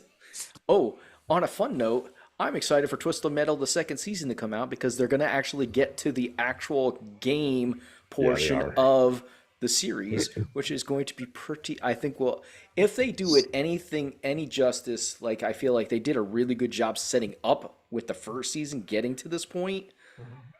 I think what is the game that's going to be set up for them is going to be, and now we're getting that? zip tie handcuffs. Okay. I think is going to be pretty awesome. And Samoa Joe, as far as I know, is reprising his role as the clown, which all of a sudden I can't think of his name. I don't know why. But You know what, Beck? Do you know what they're doing in this match? what? They're copying off another match that happened by using the toolbox. Triple H match? I swear there was a Triple H match that he used the toolbox. Punk and McIntyre, their Hell in this, their steel cage match. Oh. I'm just trying to poke fun at Becky for, her and her husband not liking Punk, but yeah, they're stealing the. I don't know. Just making shit up. Whatever. So I'm very excited for Twisted Metal the second season. Yeah, the first season was good, but I really wanted to see like the race and all that shit, which we're gonna get this season. Because my favorite character in the game to play and my hated character to play against was always the clown. Oh, you such a pain in the ass to play in that game. I love that being that character. Or playing against, I should say. But I hated playing against him. I felt like you could never kill that particular vehicle. like they always had him like OP, where he's like, "Come on now." Like we play Mike Tyson's Punch Out right now. What the fuck? All right, what was wrong with that kendo stick? Giving her lover taps with the kendo stick. If you want to recreate Mike Tyson's Punch Out, I can do King Hippo.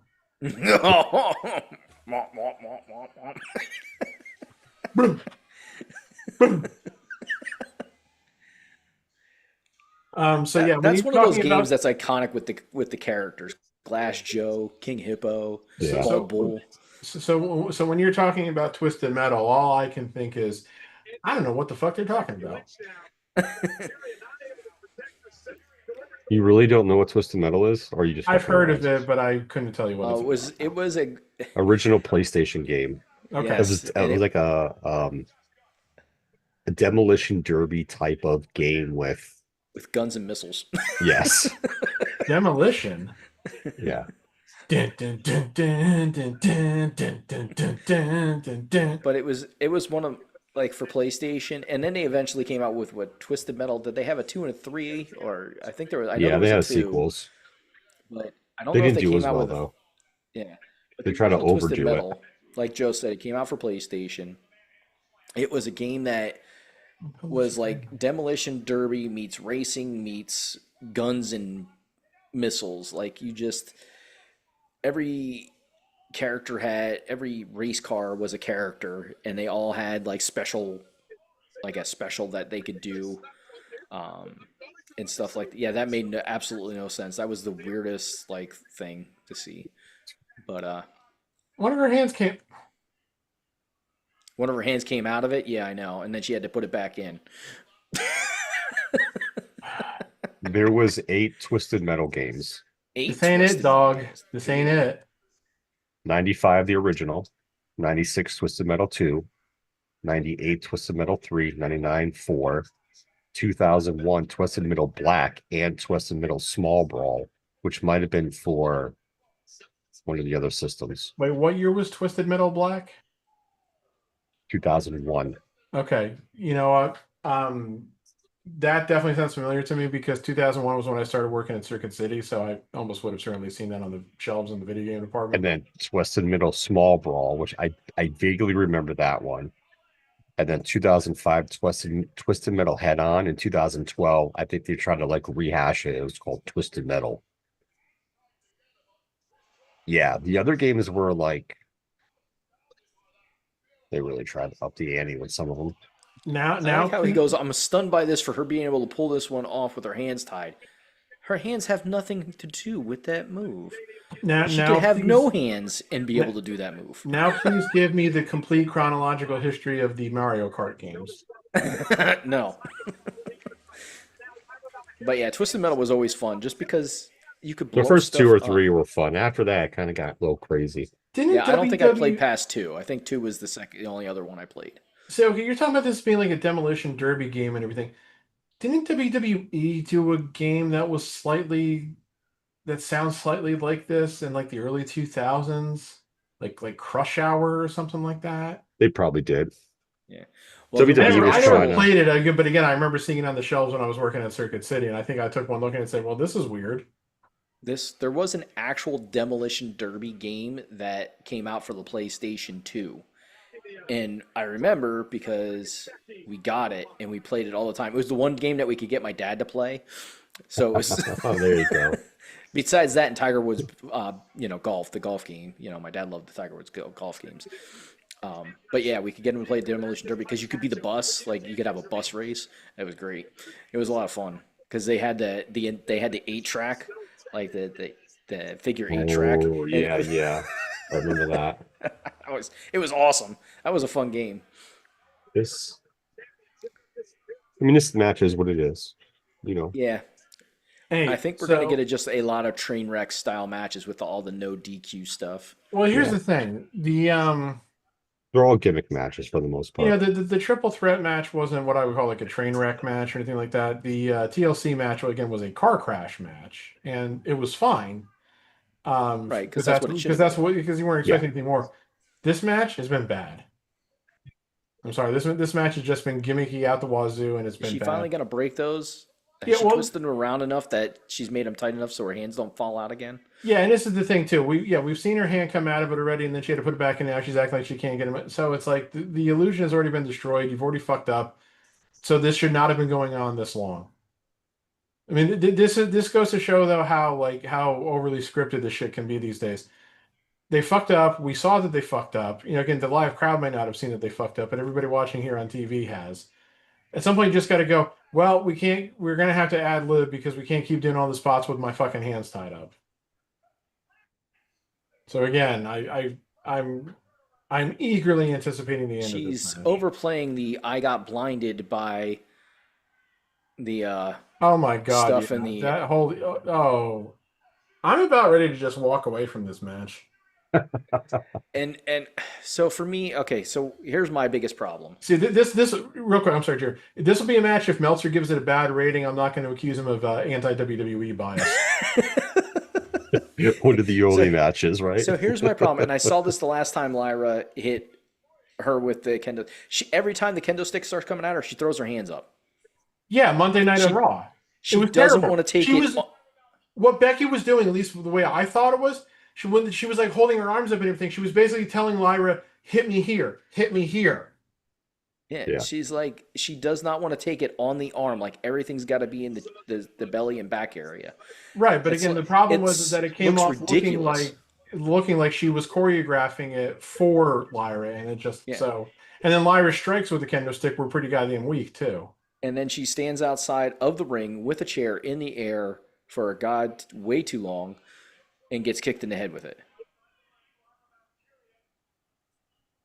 See, this What is did why they? when you set up these spots, it's so dependent upon timing, and nobody seems to be capable of doing it where it looks like it's flowing properly. You like, we don't see it Manhandle on the slam. TV cameras, but everybody in the stadium is seeing. Oh, she's standing there for 5 seconds waiting for Lyra to come do the move to her. So the one thing I will say about the Unreal is that you get to see them calling the spots to the referees and the announce table of things that they need to point out. And like, it's time.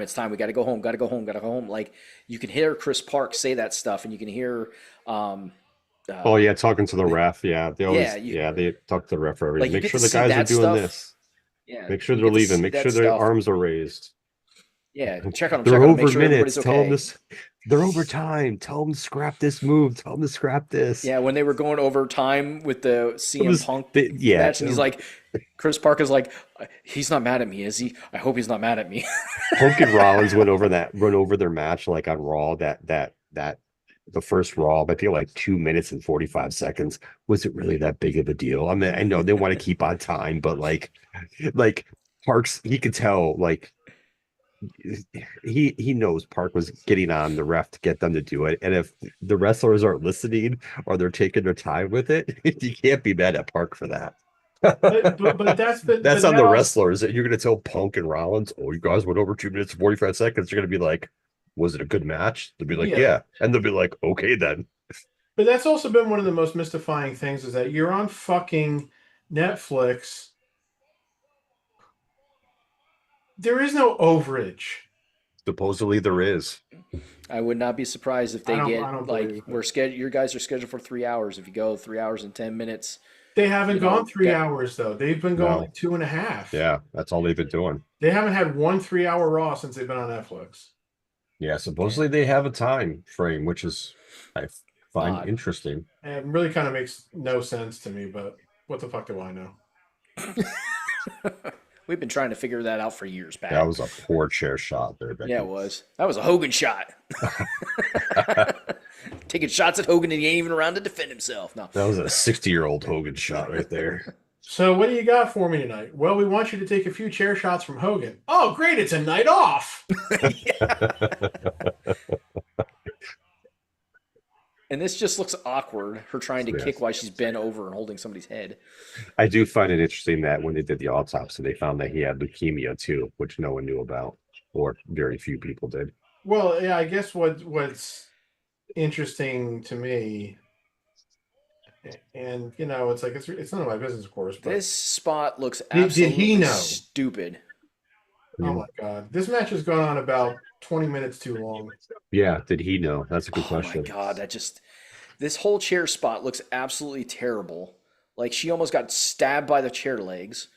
Well, just She because slammed her into the table and it didn't even look like she was doing anything. because one of the reasons I say that too, did he know he had leukemia? Hogan has told the story, and this is one I will believe because I believe both Lanny Poffo and Lanny and Randy's mother confirmed this while they were both still alive. I'm assuming Randy's mother has passed away now. Um, that Hogan ran into Savage at like a medical center one day, Yeah. not long before Savage died, and Hogan was later told by the doctor that I guess they shared, as it turned out, that whatever caused Savage to have the heart attack that he had while he was driving that caused the car crash and everything, because I think it was actually the heart attack that killed him, not the car crash, Yes, it but was. that it was something that the doctor could have fixed fairly easily, but Savage like didn't have time to schedule it or something like that.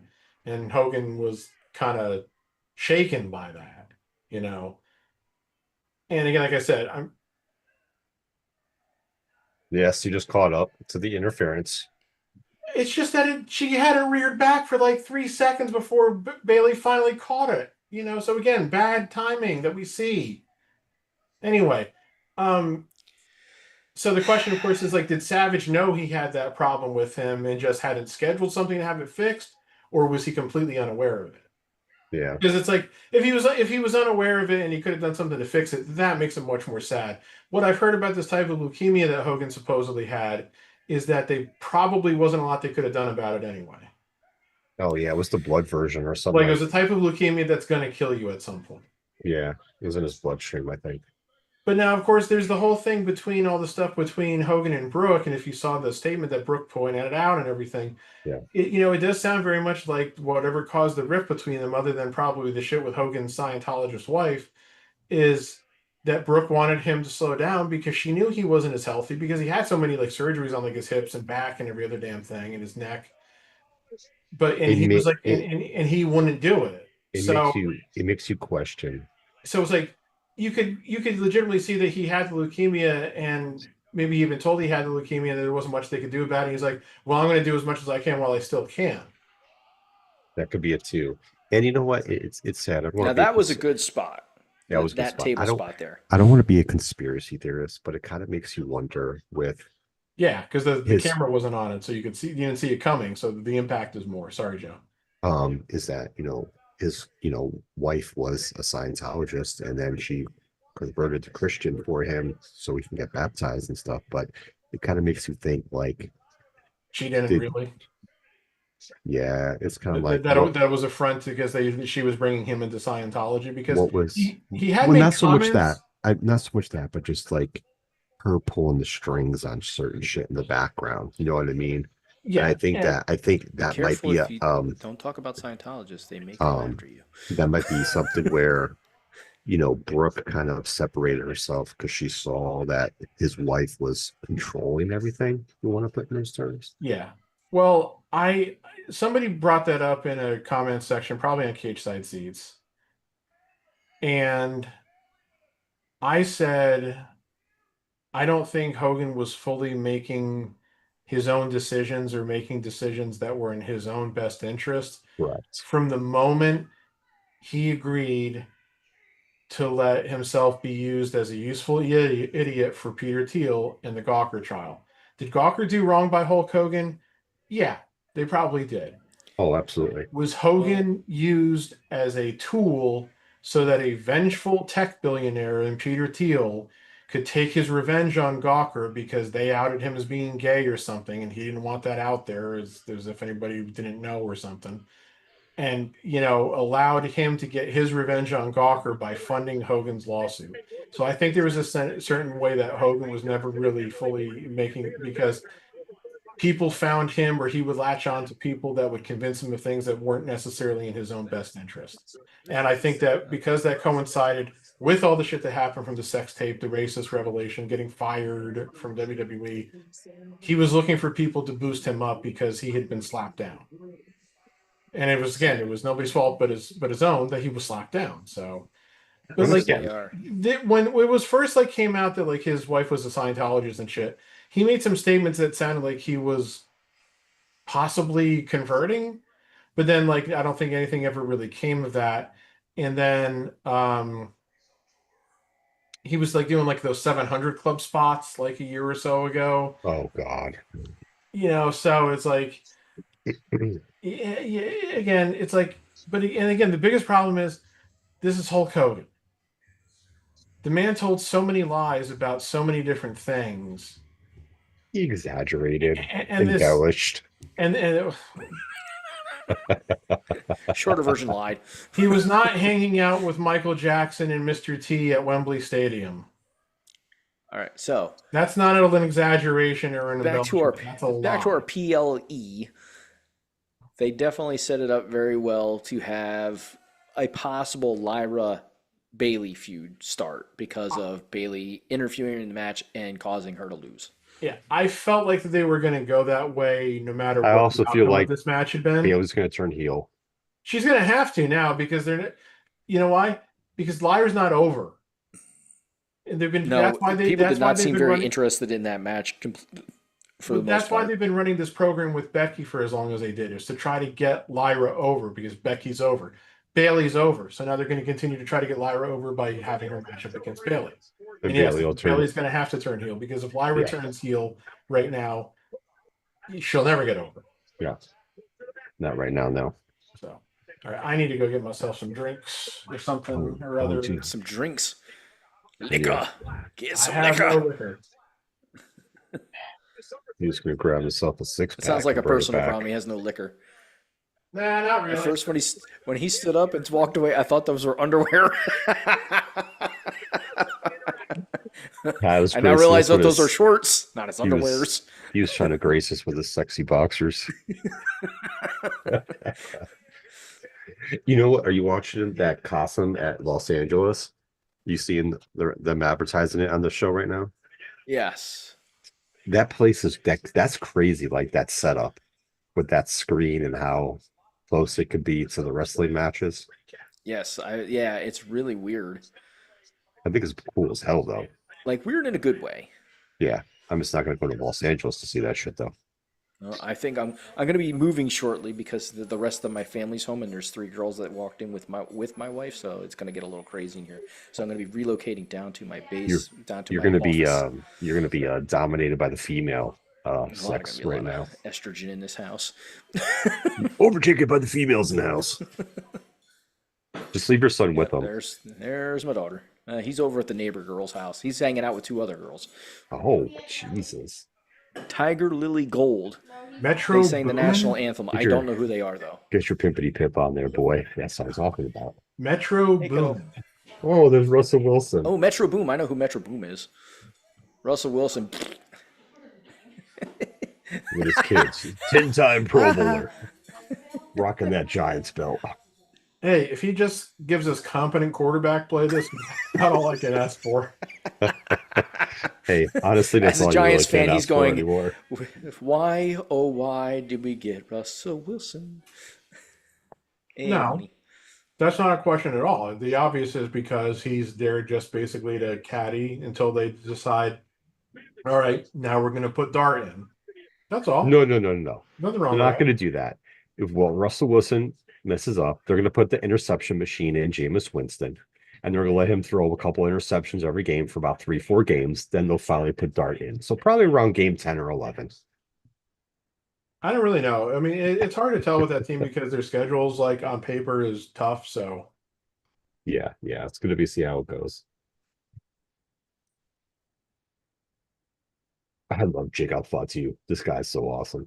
all right. So I loved watching him in MLW. Jacob, 5, 2. So this is a steel cage match. And Yup. obviously, it's a steel cage match to keep Bloodline version 4.0 or whatever number they're up to. Okay. Real quick question, though. Why Out do of- they have out of the Jacob ring. Fatu coming down with a ski mask looking like a freaking burglar? Yeah, whatever. Well, I think He's they're playing gangster. on his past run-ins with the law. And This gangsta. anyway, I So would be against like, steel I'm not cages- doing that shit. the steel cage is obviously there to keep the Solo's goons out. We all know they're still going to interfere somehow. Oh, of course. Don't get me wrong. So I'm gonna go with this. Seeing most recently that thing that they showed with Solo coming down with the towel on his head and him trying to be Taz, maybe Or Samoa Joe. or Samoa Joe too. Like, I'm just like, yeah, they didn't ever need to do that. I didn't like the fact that they did that with Solo. Like, give him his own thing that he wants to do. Maybe he picked that he wanted to come down with a towel on his head. It's interesting just because they're still missing one of the members of that family. Solo is Solo's got his family around him, which I don't think any of them are actually his family. they're Of not. course not. We've gone over this like 35 times. Solo is just one of the blandest guys on the roster. Yes. Like there's nothing great about him. There's nothing terrible about him, but it's just really like, yeah, who the fuck cares? He was He's he like the had a wannabe good role. gangster, the wannabe gangster leader.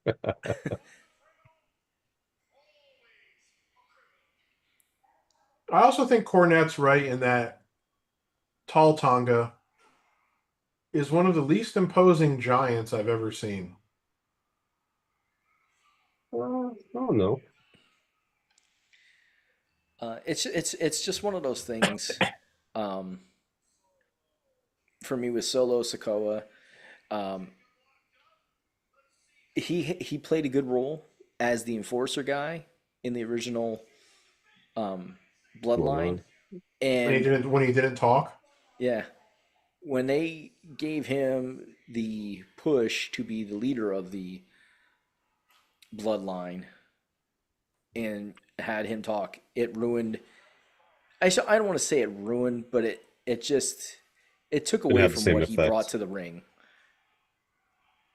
and you realized his shortcomings and how and being pushed too far too fast um, Well, yeah. as a main eventer. The problem was is that all that stuff with him taking over the leadership was done too fast because Roman just disappeared after WrestleMania. And Jimmy Uso was hurt, so they had to do an injury thing where he attacked Jimmy Uso and everything, and then the other guys start showing up. So, yeah. My daughter just kicked the metal plate that covers the top step, and now she's limping upstairs, going, "Oh my toe, oh my toe." It's called, well, dear, pick up your feet. I was gonna say, well, she shouldn't have done that then. All right. They're all hibernating up in the bedroom, my daughter's bedroom, so I'm going to stay here for a little bit until we get another match break. Hibernating. It's not the season for that.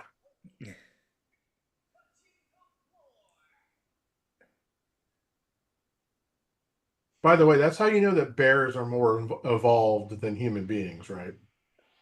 What? What? Because they hibernate. Oh, When it gets cold outside, the bear goes, well, I'm going to bed. They're more evolved. They are smarter because they do that and we do not. 250 pounds he is. Uh-oh. They're violating the principle. Bringing out the champion yeah, first. first. Yeah. Oh, here he is with his towel again. At least it's not draped over his head the entire time. He looks more imposing with it, but it's still like, thanks for ripping off two different guys' gimmicks. Well, Like, even his shorts, to me, are reminiscent of Samoa Joe's to a degree. name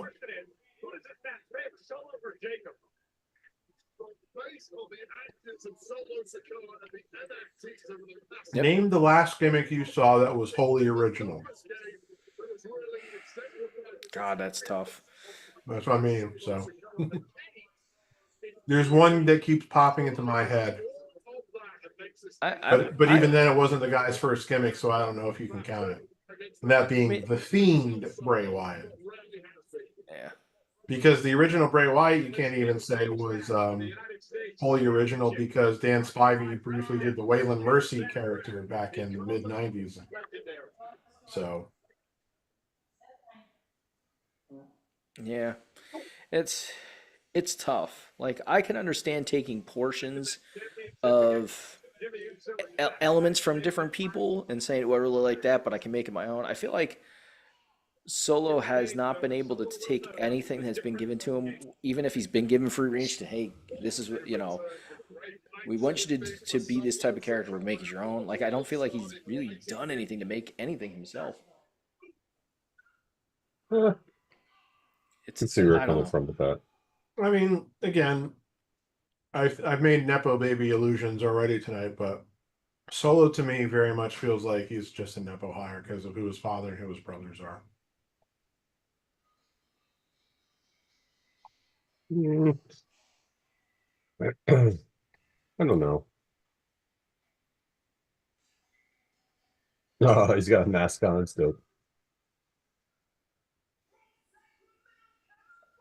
Not gonna lie, I like his shirt.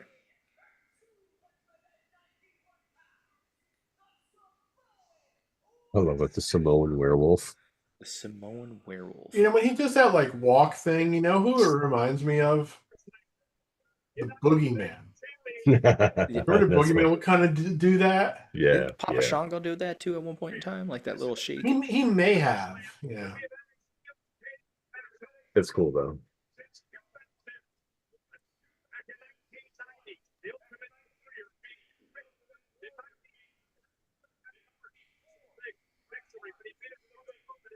Yeah, I don't know. This is going to be an interesting match because they're both big brawler type characters, Yeah, the like big brawl style. styles. Yeah, yeah. I shouldn't say characters. It's not a video game. I'm playing as Jacob Fatu. Gimmicks. Oh, did he just give us a brief history of steel cage matches at SummerSlam? Yes, he did. There were some good ones. Yeah, there were. Girls are coming. It's gonna get loud. Now coming down the staircase like a herd of thundering elephants. 3 teenage girls. We're going out to the trampoline. As much as my thing daughter that doesn't makes want to admit every it, I am one of father the cool tremble. dads. My They daughter never doesn't want to admit it. No, they don't want to admit it, but I'm one of the cool dads. When I go to the gym and then the girls see me, they're like, "Oh, it's Abby's dad. Hey, Abby's dad." They don't do that for the other dads, do they? Nope. I'm sure they don't. Are you a cool dad, Joe? Of course I am. I mean, if anybody took one look at you and thought you weren't a cool dad, then there would be something wrong with them. I think that's pretty obvious. He's not going to Now- say it on the air, but I will. He probably hits it off with all the moms, all the soccer moms. He's like, "Oh, Joe, it's nice to see you. Now I Come over am here, sit not- next to us, Joe." now He's I like, am "I'm married, not- ladies. Stop it." Now I am not in the least bit ashamed to admit that if I were a dad, I would be the absolute biggest 1000% farthest thing away from being a cool dad. Uh, And I blame my parents for that. well, I'm glad you know that. I would just Glad keep you know. making references to stuff that no kid would understand. I can see you doing that. Absolutely. Well, my Start kids are quoting Mark. I'd start quoting Marx Brothers movies, and they'd probably be like, Even I wouldn't understand that, Pat. That's what I mean. That's what I mean." I will say this. So, my kids are starting. My 2 younger children are starting to appreciate some of the music that we grew up on in the mid and late '90s. Because That's good because mine doesn't. My And my what son, you listen to. we play this station on Pandora hip hop barbecue station. So it's like all kinds of hip hop music that you would expect to hear at a barbecue, and some maybe you would hear at a club. Like I don't know what barbecue you're going to, but I ain't. We play Sirius X on the fly. We're Same playing shit. back down at the club But, this week. All 90s and early 2000s hip hop and R&B. So we play that station every once in a while, like because I'll look at Luke, talk to Lucas, and I'll be like, "Lucas, you want to listen to some rap music?" He's like, "Yeah, Dad." Now he does prefer more of the like newer rap, which I'm just like, ugh. Like I feel like I'm listening to freaking love music because the beats are so slow and nothing. It's all low, slow tempo. And I don't even know what they're talking about anymore these days. Yeah. But he will listen to that and he enjoys that because I'll ask him, "Do you like that song?" He's like, "Yeah, I like that one." But we're taking my 14-year-old daughter to see Nelly at Music Ooh, Fest. that'll be good. Yes. I think this the last time I saw him was at Music Fest too. And he's been a pretty much a regular there now. Like I feel like he comes there almost every year now. The one year Yeah. was Ja Rule. I was like, I ain't going to see Ja Rule. I don't have anything against Ja Rule, but I didn't never liked him enough to be able to like, yeah, I got to see him in concert. I think it was one of the first time Nelly was there. He was there with somebody else. It was Nelly and somebody else the first Oh, time at Music Ashanti. Fest. No, I don't think it was a female. I'll have to ask the other half. She'll know. But yeah, so that's this Wednesday. We're going to see him. And then later on this year, my wife and I are going to see Eric Church because that's somebody that she's wanted to see, and I enjoy his music.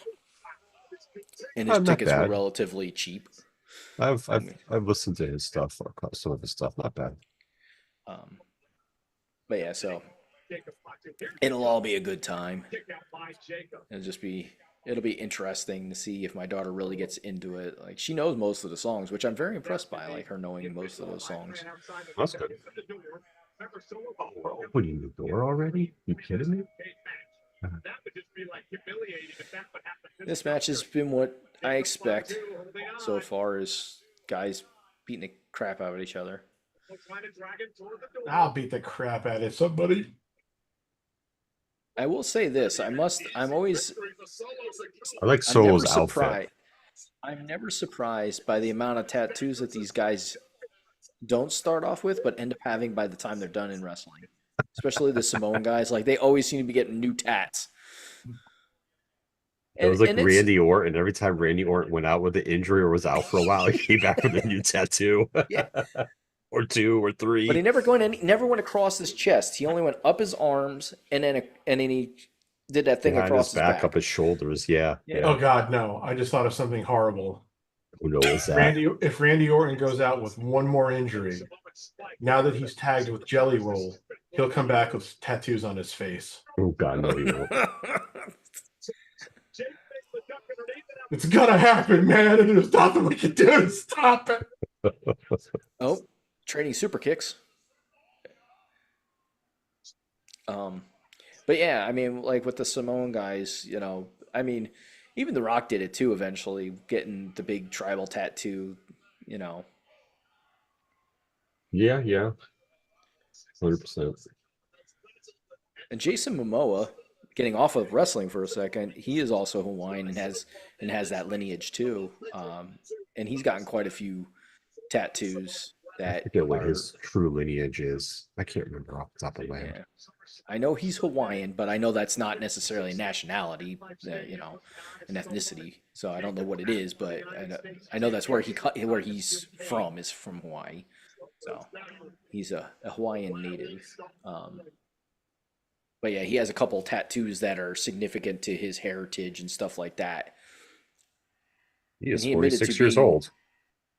He admitted to being like not necessarily embarrassed, but worried about showing off the tattoos when he first started getting movie roles and stuff like that. But now he's like, it's who I am. Like,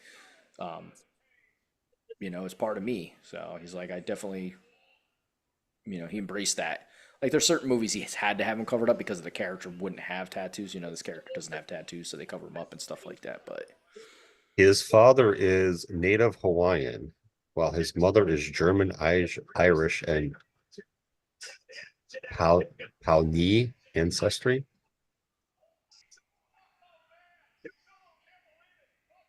I'm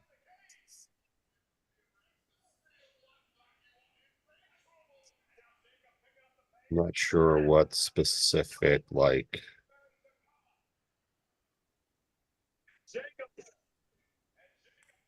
well, Hawaii sure is part what- of the Polynesian Yeah, islands, right? They consider part of the yeah. Polynesian islands. Native Hawaiians, also known as ingenious Hawaiians, Kanaka Maoli, and Aboriginal Hawaiians, or simply Hawaiians. Hawaii was Did you settled say at least Maoli? 800. Was that one of Yeah. the things you said, Molly? Yeah, I think that he mentions that in the Kanaka, interview that I yeah. saw. it's Kanaka Maali. I'm not sure if I'm saying it right. Yeah, it just says Hawaiian was settled at least 800 years ago by Polynesians, so it could be some Polynesian stuff too. Oh, here comes the Do you know his Talatunga. do you know he doesn't actually go by his first name too, by the way? Oh, Jason's not his first name. No. I'm not surprised. That sounds very white.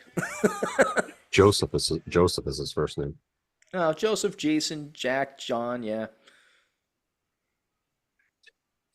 Yeah, it's Joseph Jason Namakahia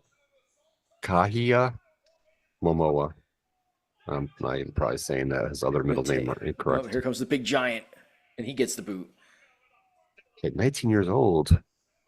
He auditioned for Talatunga. I'm guessing he's Tungan. Yes. So the tall dude, his name is Hikaru. He wrestled in New Japan for a while. That's where he wrestled most. He did some indie stuff, but like New Japan, he was in there for a while. He won multiple New Japan titles. He's a decent wrestler for a big man. I was gonna say, so he's got to at least be decent because you can't just be over in Japan and not be a good worker at least. He is related to somebody. I forget which one he's related to. Well, I wouldn't be surprised. I mean, you got quite a few. You got a lot of Samoans, and then you have a bunch of Tungans. So he's got to be related to one of the Tungans somewhere, somehow. He's like, put the lock back in, sucker.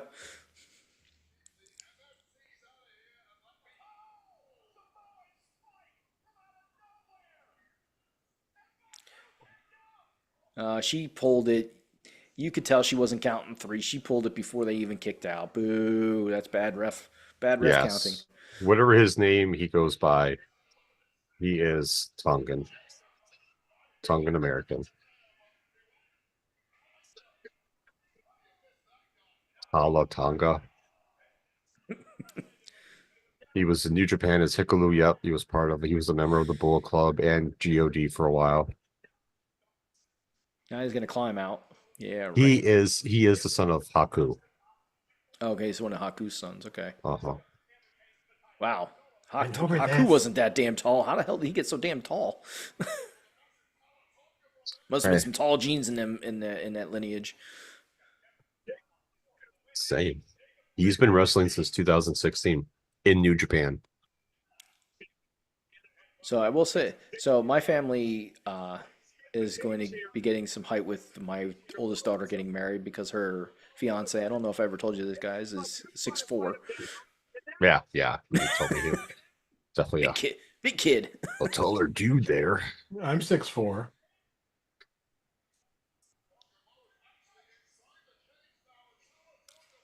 So there. That makes me special. Why? Don't put your hands up there, dope. He's got handcuffs in his mouth.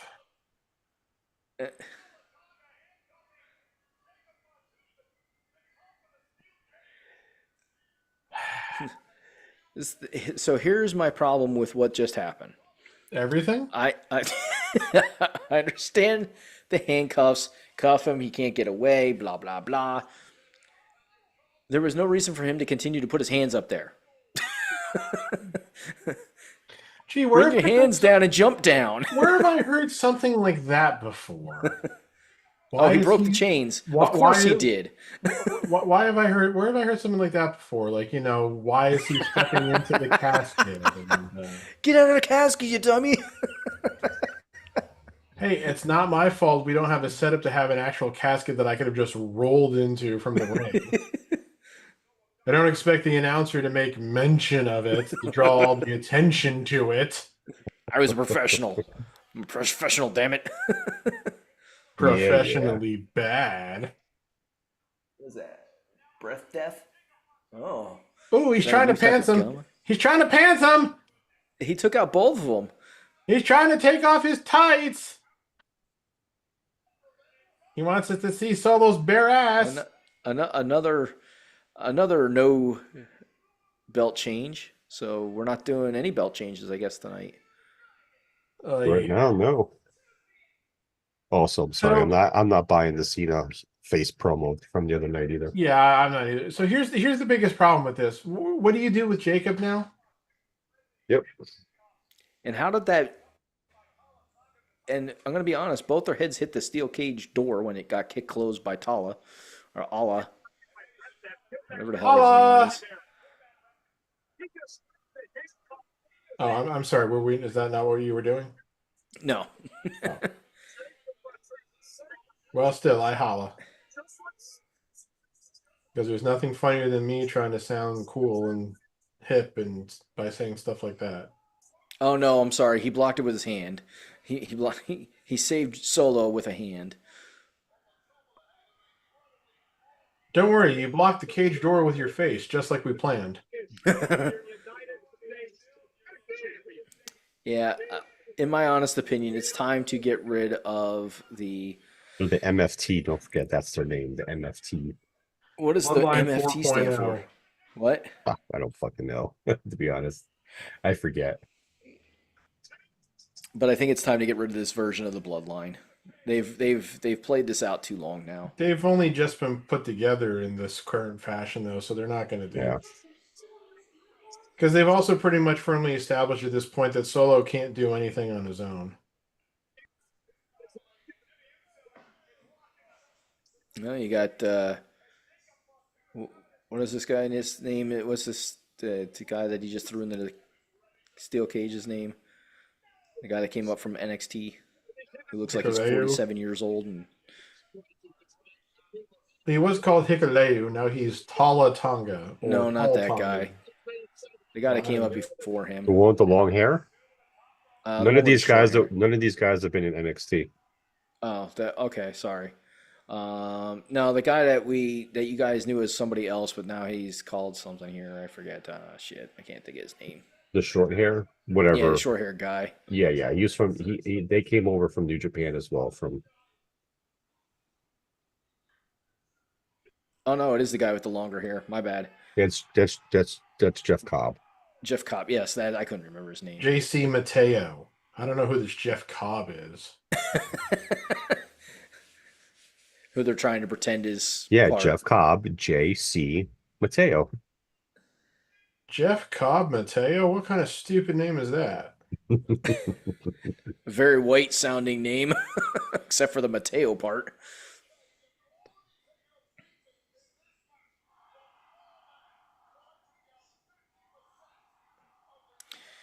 Oy, oy, oy. That So good, bad. huh?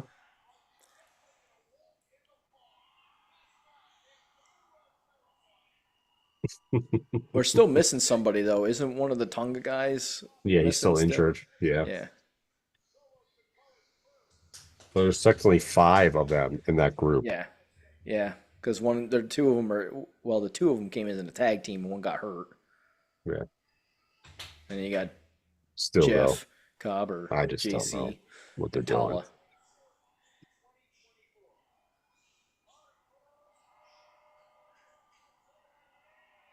What is this advertising yeah. for? Oh, tennis. Okay. What are we advertising for? I'm very confused right now. Got all kinds of sports being advertised. They're Saudi Arabia Wonder Garden. or Rita, whatever the fuck you Tranjul. call it. Oh, did you see the ride Hey, that Nick. broke in Saudi Arabia? Oh my God, my sister and brother-in-law were asking me about that when I was over their house, and I hadn't seen or heard about it. They showed me the video, and I was just, holy fucking Christ, that was Jesus. No, I didn't see nothing. I didn't Oh, see it's that. bad, dude. It's one of those. I'm gonna say, does somebody want to see spinning- if they can pull it up and play it? No, well, maybe, but so Where it's was one it of those at? ones that swing back. It's a back and forth ride. A pendulum. Yes, a pendulum. It's a pendulum, and it does go up. It's 360. It's called a 360. Is what they called it. So it's a pendulum, and it went 360. But I think it's when it was slowing down, it went up, and the piece snapped, and it came back on itself and smashed one of the rider. Like one of the riders got crushed by the piece that on the other side of the pendulum came down and smacked them, and then the whole thing fell to the ground.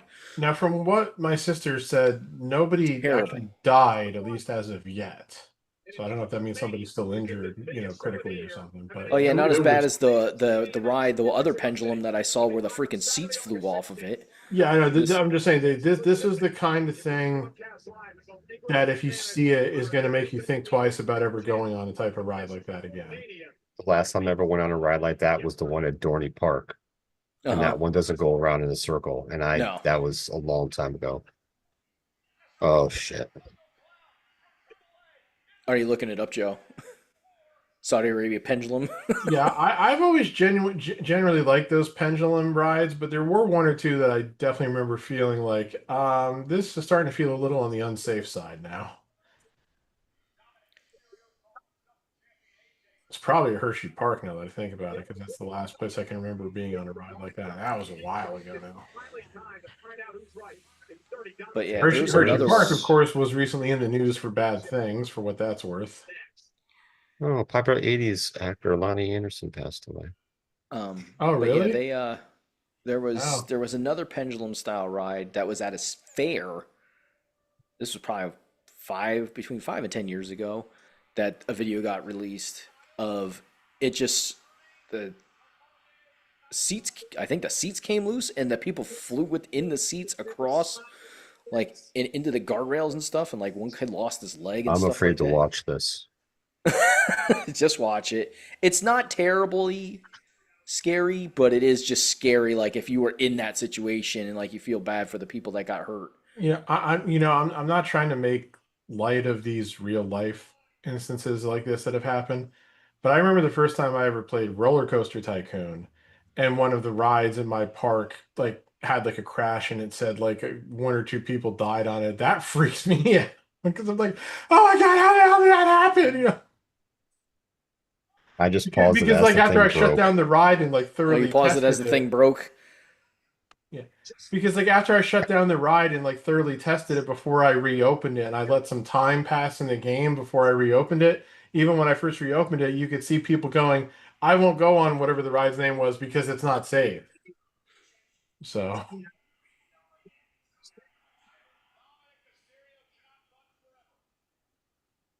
It's right when it goes one to the last highest point, it snaps. And then it comes down and like the edges hit the pole.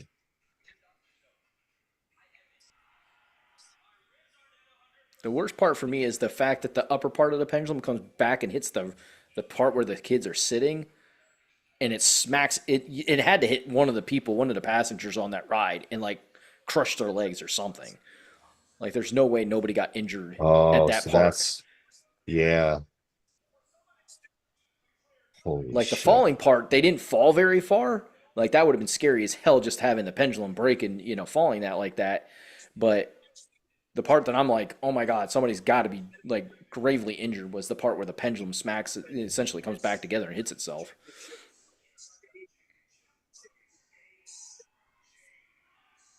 Hmm.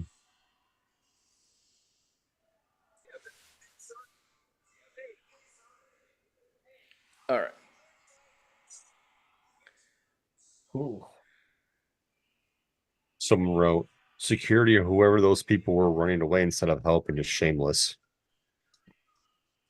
Yeah, you do see like people that look like they're the ride attendants just running because they don't know what to do. I So, mean, all right, the only the only the I'm only going acceptable the to only acceptable situation for them to have been running there is if they were running to get help. But I'm going to be pausing my stuff and heading down to my office while we're watching this vignette of stuff for the backstory. Wow, that was crazy to watch, to be honest. Holy shit. Yeah. wasn't it though? Phew.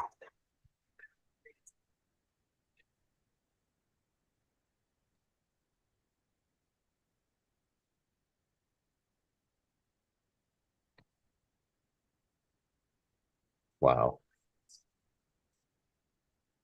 Okay. And the weird thing is too, like for rides like that, because of my motion sickness that I get, I just can't do those rides anymore, or because of my neck too. Yeah. So I'm glad I don't go on them. Well, that's whenever I next go to a theme park, if it's gonna be weird for me to see like what rides I feel like I can or can't go on, because like the last time I was at Disney World 8 years ago now, I didn't even try to go on Space Mountain because the time before I had been on there, which was back in 2007, it's like those cars are just too small. It has nothing to do with my weight too. It just has everything to do with my height, more so on that one. So it's like I didn't even try to go on that again. Um, when I was on the Seven Dwarfs Mine Train, that was a little cramped as far as leg space was concerned. So it's like, yeah, there's just some rides where you just know you're gonna have to be uncomfortable for a few minutes and everything. But Yeah. because unfortunately, somebody like me who is of above average height and above average weight, theme park ride vehicles, most theme park ride vehicles are not built for larger people. Like I couldn't even go on the Avatar ride because I couldn't fit on the bike where they could restrain my legs against it. And that was again more so my height than my weight, but my weight did play a part in that too. Um, Yeah, I and understand. so I'm afraid that because I think like the ride vehicles are somewhat, even though it's a different overall setup, the ride vehicles I think of the Tron ride, I believe I've been told are somewhat similar. So I'm worried that I'm not going to be able to go on that either. So again, if I ever make it there again, and like I said, since it's not entirely about my weight, because it was the Avatar ride again was like I couldn't get my legs under because you're sitting on what is essentially like a stationary bike, okay? Yeah, I get it. And I've seen it. there's it's like this. It's like almost like a bar. So your legs have to be able to go underneath that, but then you have to also be able to put them back so they can attach these like restraints to the back of your legs. I couldn't get in a position where they could attach the restraints to the back of my legs where my legs were also underneath the top bar. And it was mostly more that the problem was that I couldn't get my legs underneath the top bar thing. More so than like my legs were too fat for them to put the restraints against them. Oh, So oh, look at AJ coming out to the pit in the pimp ride, driving it. The old Chevy. Another one. The champ comes out first again. AJ's got one of the few theme songs from like the more recent era that I actually like because most of the theme music from the last 10 years or so has been shit, as we well know. Yeah, Who's this chucklehead in the car with him? I have no clue. Oh, they haven't like said who this is. No, not that I heard. It's not one of AJ's kids, is it? I Because don't know. he looks youngish, but I don't remember how old AJ's kids are. Oh, either do I. He has to have some teenager type kids though at this point. The fact that you called him a chucklehead is funny because if Either. it's one of his kids, then you're just making fun of one of his kids, and you're a horrible human being. His t-shirt says Okay, Styles Heats. I love it. okay. Let me just tell you something. I have never shied away from the fact that I am a horrible human being, and I'll thank you to remember that. I love AJ's outfit too. He's like making fun of. AJ's oldest son is 20 years old. Okay, He so has that two other sons who are 18 and not quite 16. yeah, that could have been the 20-year-old. And he also has a daughter who is not quite 11.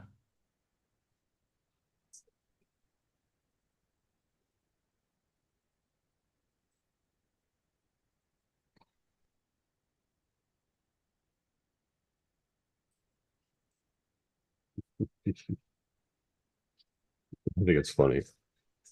Good play, AJ Styles.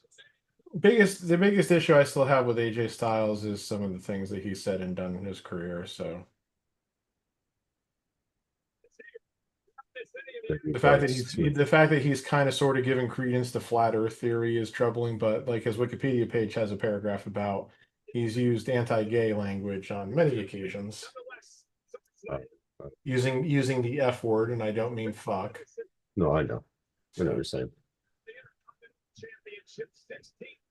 unfortunately, again, it's like it wouldn't surprise me because he claims to be a devout Christian who's from a southern state, and unfortunately, in the last 20 to 40 years, a lot of people who identify like that from that part of the country seem to hold those beliefs about gay people. So Yep, understand. it's unfortunately hard not to um, stereotype because there are so many people who are like that.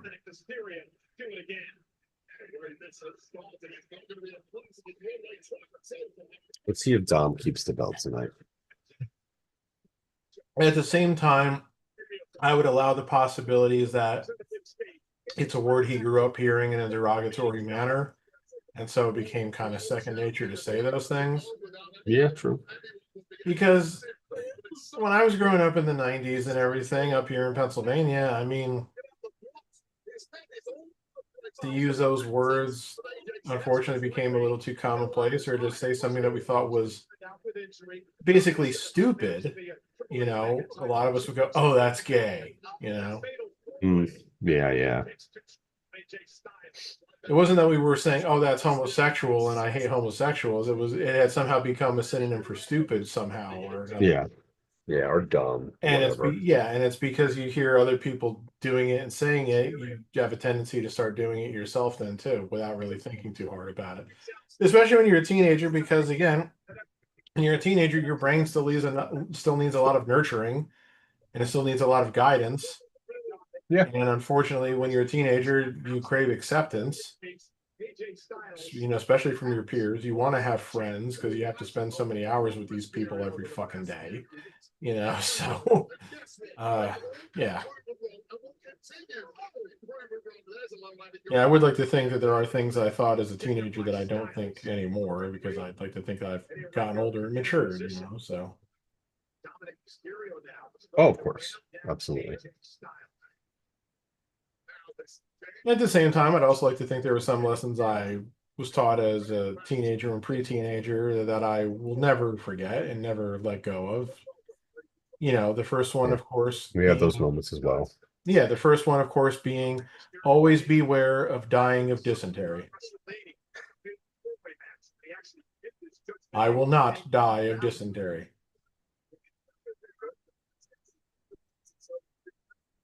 I'll be 200 when I pass away. If there's anything the Oregon Trail taught me, it is to not die of dysentery. A lot of people are going to be like, what the hell was Pat talking about? Well, if you haven't played the Oregon Trail, that's your loss. All right, so I remember, I think it was Jeremy texted us. Dysentery. Jeremy, you texted us last night to say that the guy who's always dressed up as the Macho Man / Macho King was in the second row, right? Yeah, he was in the second row last night. Yeah, and I think I said something like, "Oh, he must not have been able to get front row tickets tonight." Well, the guy who I always call James Ellsworth was in the front row last night, and he's there in the front row again tonight. I think in the with the little, like, with the tan hat and goatee. Yeah, kind of like the lime green shirt, I think, kind of. Well, Yeah. he bought. I do not see the Macho Man guy though. He bought 2 night tickets. Yeah, I don't see the Macho Man guy tonight though. No, not he's not in the same spot he was last night. That's for sure. Yeah, if he's there, and he could be, but I don't recall having seen him. But he's definitely not in the same in the place where he was last night. So, because these are guys that you've just become accustomed to seeing at like every show now. It's like the guy Vladimir from back in the '90s, who they had. Yeah, well, there was red hat guy or red shirt guy, whatever his name was. That was there was straw hat guy in ECW. Or no, it was sign guy. The guy that always had a sign, and he always had a red hat, and he always had a sign. For the longest time, he was always at every show, and he got put into a match at one point in time. Like, there's a guy dressed like John Cena in the second row. No, maybe. Oh, it doesn't take. Wait, I can't see him. I was gonna say it doesn't take much to dress like John. It doesn't take much to dress like John Cena. All you need is a hat and a pair of jorts. Where is he? I can't see him. Have you got either of you guys ever seen the orange shirt kind of middle of the song second row that Jimmy Fallon and shit, why can't I think of his name? It was Jimmy Fallon and shit, Anchorman. Why can't I think of his name? Who the guy that played Anchorman? Will Ferrell. Will Ferrell. Yeah, Will Ferrell and Jimmy Fallon did. There. It's so odd. I might have. I just I'm don't in my remember. jorts. I go on vacation on my jorts. I don't think I've seen that. I have to It's look it up. I might have seen it. I just don't remember. Oh, I'm gonna look it up right now. It's cue just the video. stupid funny. Cue the video, please. Yeah, I'm gonna find it. It's just ridiculous. Will Saw Ferrell some guy should be holding up a fired. sign there a second ago that said "Marry me" something or other. I didn't see the name on it, and I'm like, Marry you're me. I holding don't up a want to marry sign you. on SummerSlam asking somebody to marry you, whether realistically or in jest. You may need to rethink your sign game.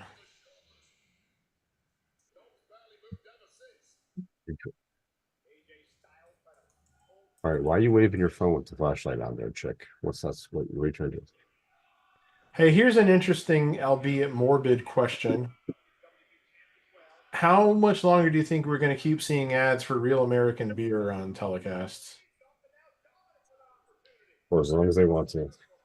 Well, that's the thing. It's like I have no idea how long they had an agreement for or anything like that, but it's like at some point you are going to have to stop showing the commercials with him in them and have somebody else selling it or just come up with a different commercial because it will get to a point where it's a little bit bad taste to be constantly using advertisements with a person who just died. Yeah, no agreed. This Well, I do isn't know like there. this isn't like those Coors Light commercials, which was using old footage of John Wayne years ago. This is, a man who literally just passed away. So it's like it gets a little morbid. I know that pro freestyle thing they're doing is still going on, and Kurt Angle is actually going to be one of the announcers. Well, I thought The I heard commentator. I thought I heard that he was going to be one of the coaches or something like that. But I was like, whatever. Might be, but he's definitely a commentator. Can you guys see it? I Yeah. suppose he can do both. All Yes, right, I here we can go. see it. Can you guys hear it? I can hear it, but I don't see. I'm in my jorts. I'm in my George shorts. I'm in my jorts. Jean shorts, that means jorts. My name's Carl, and I wear jorts. I like all sorts of racket sports. Jorts. I got my George shorts on the court. Oh my god. I'm in my jorts. I'm in my George shorts. I'm in my jorts. I just love the fact that they both have mullets too. Jean shorts, They that are means one like the jorts. Andre My Agassi name's Tony, and 1992 I wear hairstyle. jorts while I'm giving book reports. Jorts. Well, I'll give you book reports. I got my jort shorts, and I'm smart. I prance in my jorts. Water plants in my jorts. Take my pants and do a dance in my jorts. I can sing in my jorts. I'm the king in my jorts. By all means, take your jeans, cut the seam. Now they're jorts. I sleep in my jorts. Count sheep in my jorts. We're the Jean Dream Team on the scene in our jorts. Hey guys, Oh, hey, Robert. Bonjour. I was wondering, can I Or wear jorts. too? Of course you can wear jorts. You have our full supports. But forced. Let's see what you gort. See what you gorts. All right. So, first of all, I wear jean shorts all the time, like actual jean shorts, not cutoffs, because I don't know what other kind of shorts I'm supposed to wear when I go out in public. I guess I could wear khaki shorts, but I don't like khaki shorts that much. And if you go out in public wearing athletic shorts and you're not doing something athletic or working out, those just aren't practical. Like they aren't exactly going to stay up, especially if you start putting shit in your pockets. Gotta go with the cargo shorts, my man. Well, that's what I said about khaki shorts, but You can get khakis in black and blue and but anyway, I will just say this: camo. that video was typical of Jimmy Fallon as host of the Tonight Show. Just lowest denomination, non-funny bullshit. I It just was found it humorous, comical because my wife made fun of the fact that at one point in time I used to have jorts. And not that I never had a problem with jean shorts. I think it's funny that out of all the ring attire that you could possibly have, that was the thing that John Cena landed on was jorts. From So- Kmart. Because he was thugonomicing. Yeah. But it's just one of those things, like, it made me laugh because of my wife, and what really made me laugh is not the fact that they were singing about jorts and they were putting ort on everything towards the end, is the fact that they both had mullets. Like this is The like same type. like, is this something that only Southern guys do? That have mullets? Like, Well, only guys from the South wear mullets and jorts. I don't remember where Andre Agassi is from, but again, that's the hairstyle Andre Agassi had in the early '90s, especially when he won his first Wimbledon championship. That was his hairstyle then. So Yes, and he has no hair now, and plays pickleball. well, again, Andre Agassi is not the first person in life who had long flowing hair and then lost it as he got older. Because So I'm going to say this about this. Same thing happened to Andre Agassi's from Las Vegas. okay. I'm Same gonna thing say happened to this. I want to say it was David Lee Roth. About this match. That was way shorter than that should have been. That match could have been much longer. Well, they're definitely trying to get out by 10 at the latest, based upon what they did last night. And obviously, they're not going to run all the way to 10 because this Cena Cody match isn't going to go an hour. But I did feel like that maybe some of the prior matches and stuff might have gone a little long. Like the Becky Lyra match was definitely Way felt too long. It was So- way too long. So yeah, I think that maybe they would have had some time cut off of this match. I was kind of hoping AJ would win, but I was kind of hoping AJ would win, though I also I missed that part. though I also understood why. I also understood why they didn't take the title off Dom yet. Oh, they don't need to take him off him yet. No, I don't know if AJ's ever had the Intercontinental title, so again, it just would have been another thing to add as far as career accolades. I think It would make him a Grand Slam champion, even though that term's meaningless anymore with all the belts they've had. I think he's had the Intercontinental title. I don't have to look. Well, I've got his Wikipedia page open, and oh, yes, he has been Intercontinental champion once before. Okay, I totally forgot that. He's been two-time WWE What the heck? champion. Now he's got one-time to put a Intercontinental luchador champion, mask on afterwards? three-time United States champion, one-time Raw Tag Team champion with Omos, of course. Have you seen this boy? Omos. Sorry, I didn't mean that in a racial way. I was quoting, like Terminator 2, or actually it was Wayne. It was the cameo in Wayne's World, where Robert Patrick shows up when he pulls over Wayne. He's like, "Have you seen this boy?"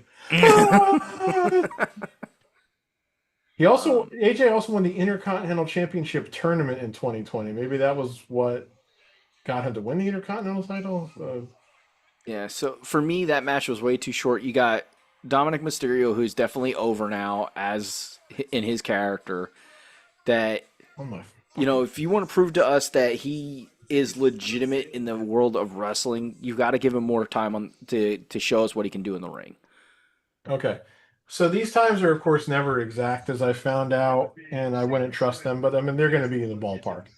So, according to Wikipedia, match times, I'll go over last night's matches real quick. Roman and Jay beating Braun and Bronson went 21 minutes and 10 seconds. Good Lord. Charlotte and Alexa winning the women's tag titles from Raquel and Roxanne went 13:30. Sami Zayn beating Karrion Kross went 8:10. Tiffany beating Jade went 7:05. Drew and Logan beating Orton and Jelly Roll went 17:10. And Punk beating Gunther went 30 minutes 20 seconds. 30 minutes. Wow. That was Yeah, 30 minutes. Holy and shit. if you care, Seth beating CM Punk went officially 10 seconds. Tonight, Naomi retaining versus Rhea and Io went 16:20. The Wyatt Six retaining the tag belts in the six-pack TLC match went 16 minutes even. Becky beating Lyra went 25:05. That match was 25 minutes long. That's ridiculous. That match was 20 minutes too long. Oh boy. Solo beating Jacob went 12 minutes and 40 seconds, and they haven't uploaded a time for the match that just concluded yet. I don't know if Cena Cody can go longer than 25 minutes because I don't really think Cena's capable of working a 25-minute match. But of course, Depends that how won't slow stop they them. go. That won't stop them from doing it, though. So how Because it's fa- all- I because it's missed. all- I'm sorry. I was paying attention to something that was on I was watching on the. Because it's also a Broadcast. street fight, so I mean, you can get away with more shit in a street fight. So So how long did the women's match go tonight? 25 The- minutes. The Becky Becky one was Lyra match 25 was match? 25 minutes and 5 seconds. The women's triple threat match went 16 minutes 20 seconds. So I'm going to say they could have cut I'm going to say Boo the Stephanie. Becky match by at least 7 minutes. 7 to 8 minutes. Yeah. Like it didn't need to go over 20 minutes. Probably more than that too. I was gonna say, I don't even think that needed to go 15 the way it went, but yeah. And I get it. Like I understand they want to give the women equal time to do their thing, show their talent and everything like that. But on top of that, it's got to be a good match from beginning to end. Like yes, there can be parts where, maybe it gets a little slow or stuff like that. But there's no point in time in that match where I could say this was a good match. Like overall, like anything that stood out and like, oh, this was good, like that. But no, the whole match from beginning to end was really not very good or well put together at all.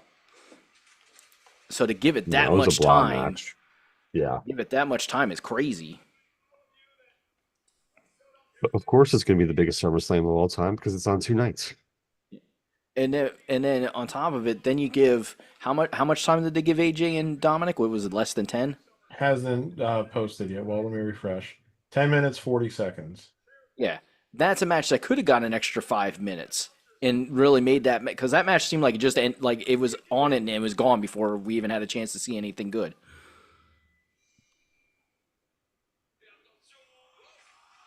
They like showing the reactions now from the other commentary groups when it comes to big spots. It's really. I wonder if they get talked through Who to was the that trucks for? too, or if they get to announce the way that they want to. They get to announce the way they need to. That bump by Candice LeRae, that was just insane.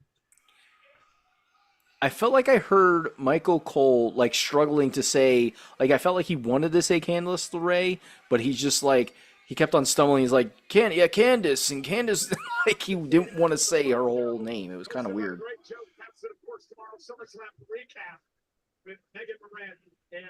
Jackie Redmond. Weekly American Vodka, the WWE are proud to be joined tonight by Staff Sergeant Luis Martinez Jr. from the USO, the 88th Aerial Force Squadron, 514th Air Mobility Wing, and Joint Base McGuire Dix Laser. Weekly rations the glass to Staff Sergeant Martinez and all retired and active members of the U.S. military for your safety.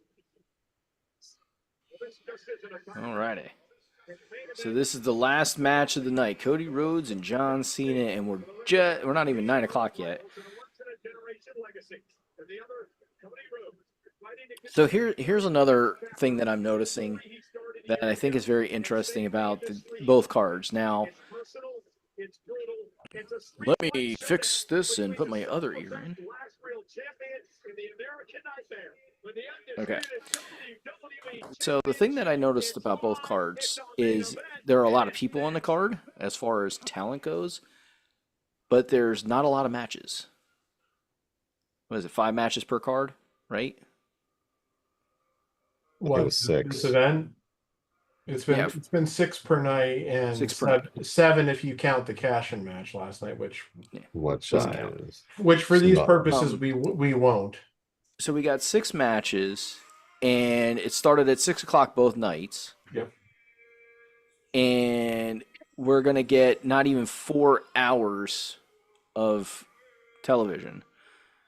So that either tells me you could have done less tag team style matches or triple threats or things like that, and maybe added 1 match to get to that 10 o'clock hour instead of pushing matches longer than they needed to be. I don't even think they need to get to the 10 o'clock hour, to be honest with you. They come on at 6. Well, I'm just saying, so you get a full 4 hours. I'm not saying that they have to, but most PLEs, at least the big ones, have been 4 hours. I'm really fine with it being 3 and 15. You know, Joe, why are you trying to give me a hard time here? Jesus Christ. Because Jeremy, we had to sit through one hell of a fucking long WrestleMania already. Yes, WrestleMania has Multiple definitely times. got awfully long. Jeremy, you don't understand. You don't understand. We just can't cut 5-minute hype videos for every match. We can't cut 10-minute entrances for every match. Those are important. Those are the Fans things need that, to eat it those up, are the all right? things that the people come to see.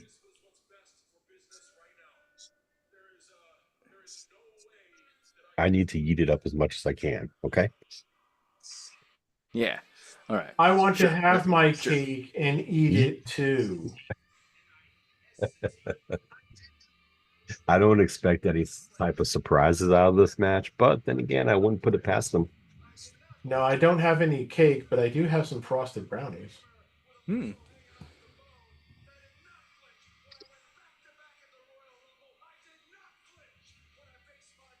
I did not flinch. Ow, ow, ow, ow. Which still absolutely makes no sense because when did he ever really come for his soul? Still trying to figure that one out because he's been irrelevant since he said that. Which makes Yeah, sense. that part I of the can't. I storyline can't kind of went believe. I to can't the believe you. shadows. I can't believe you would disparage Johnny Ringo and Tombstone like that. When What he said, happened? when he said to Kurt Russell's Wyatt Earp, "I want your blood, and I want your soul, and I want them both right now." Wait, Oh, but you were Johnny talking about Ringo. something else, weren't you? Johnny Ringo, I'll be your Huckleberry. Well, that was right after he was threatening Wyatt Earp like that. Is when Doc walked up and said, "I'm your Huckleberry" for the first time in that movie. So yeah. But you were talking about something else just there when you're talking about somebody Yes. wanting their soul, weren't you? Yes. Were you talking about a certain 6-letter named person who should fuck off? Maybe. I mean, if you Uh, look at the fact that he was making a movie how where many he letter doesn't look name? anything that he doesn't look anything like 6. himself, which is probably good. DWAYNE. Not THEROCK. I didn't know which part of his name you were referring to. The only one that's got 6 letters. I don't know. Yeah, the other one has 7, dude. The Rock 7. I was You know what I hoping realized? that was miscounting. You know what? I realized if I want to be a further, jerk about my current dislike of him, I shouldn't Here we even go. call him Dwayne. I should call him. I should call him Dick. D Johnson. Just call him DJ. Because his last name is Johnson, so I should just call him Dick. What the hell?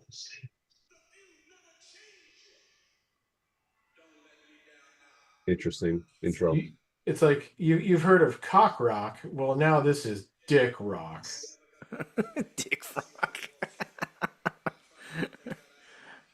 Oh man, it's just. Is this some Dusty quote? I'm hoping. Yes, it is. Oh, I am no, it's hoping, Cody talking about his dad. Yeah. No, that was Dusty talking. I am hoping very much so that this new movie that he's putting out, like to showcase this MMA fighter, which I don't know enough about MMA, so I don't know who the guy is. But he's It's a evidently decent wearing a lot story, of. I'll say that. I know he's definitely wearing a lot of makeup because he doesn't look anything like Oh yeah, he's The got a Rock, ton of which is good. He's totally buying into that role. Looks like he put on a bunch of muscle weight to be able to play that role because he looks bigger than he's ever looked. Yeah, it's good thing steroids still exist, right? Yeah, definitely. You don't put that muscle mass on and you're almost 60 without help. I think he's still only early 50s, but still 50s, 60s. Who's counting the difference? I'll find out. Yeah, I was gonna say. I think he's 56. So maybe he's not 60, but I think he's mid 50s to upper 50s. I thought he was only 24 or 25 in 1998 when he won the title the first time. So He was born May 2nd, 1972. So he's 6 years older than me, which makes him. So he's 53. 53. Okay, so I was a little off on my years. Yeah, well, 60, 53. Still, you're still not putting on that kind of muscle mass naturally without some kind of enhancement. Exactly. You talk about that movie, The Smashing Machine. I'm skeptical about it because I don't think it's going to have tremendous box office potential because I don't think the average movie-going public's going to give a shit that much about going to see a movie about a UFC fighter. That's just me. I could be wrong. I definitely could be wrong. I hope you're wrong. Obviously, I think they're trying to position it for for like awards and shit. Because like I think the director of the movie is a well-regarded director, and some other stuff like that. Emily Blunt's obviously had some Oscar nominations in her career. But the trailer I saw for it just looked fairly standard combat sport biopic movie to me. And obviously when I see combat sport, that really means boxing movie because there haven't been too many UFC related movies made. Well, the so movie far, that the but- guy's about, he was one of the early UFC guys, wasn't he? Like very early. I believe so, yes. Like before they That was started the- the octagon when they were still in a square circle type or square. Yeah, No, so it was that still was the whole octagon thing for stuff. me. Is like when I first heard, oh, Dwayne Johnson's gonna be making a movie about UFC legend Mark Kerr. I went, I've never been a big follower of UFC, but I think I've known the names of the biggest UFC fighters, and I don't ever recall hearing the name Mark Kerr. So it's like, I guess I'm just not the right target audience for this because I've never been a UFC follower. But it's like they had said like Ken Shamrock or it was like Tito Ortiz or Royce Gracie was in it for a little while. Randy Couture, I know those guys, Dan I mean, shit, Severn's I even another know some of original the- one too. I even know some of the really early UFC guys, like the man, the myth, the legend, Tank Abbott.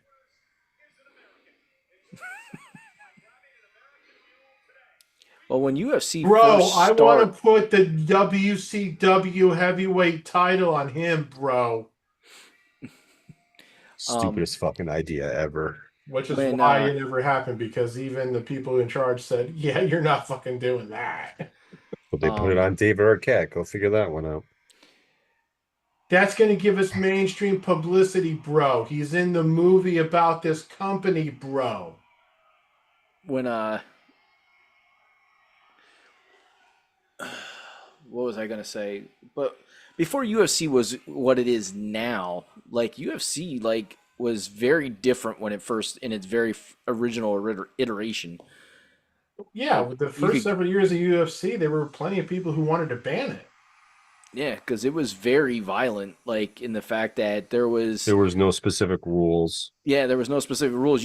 I don't think you could gouge people's eyes, but you could nut shot people. I don't think that was off the books. Like I think there was I think that eye gouging and nut shots were maybe those were the allowed only to two. do, but as far as like hitting behind the head, rabbit punches, a lot of that other stuff, kicking somebody while they're on one knee, And did they wear gloves? I don't even think they wore Yes. gloves. Did they Nope, wear they gloves did. initially? Yes. Okay. You always wore gloves. They were banned. They were supposed to get a deal, and then they were banned in a couple states, and New York was one of the big ones where they had a big fight with that. Well, I know when Paul Heyman's told, or at least the way he told the story. Excuse me. The way he told the story about the mass transit incident, which almost cost ECW their first pay-per-view, the barely legal pay-per-view back in 1997. He indirectly blamed UFC for some of that because he said there was the big controversy about UFC being too violent and it should get banned. So, when the story got out about what happened with the mass transit incident where, New Jack, damn near killed the kid, that was supposedly why they took the show off the pay-per-view networks briefly until enough people called and complained and said, no, we want the show and everything like that. So yeah.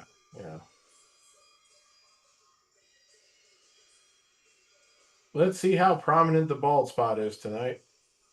It shouldn't be as bad. You got those hair transplants. Did you really? Yeah. Oh. Yeah, we talked about that on the previous cast. Oh, He really did get the transplants. Somebody forgot. I forgot, yeah. Well, yeah, I don't think that's just like a comb over, so yeah.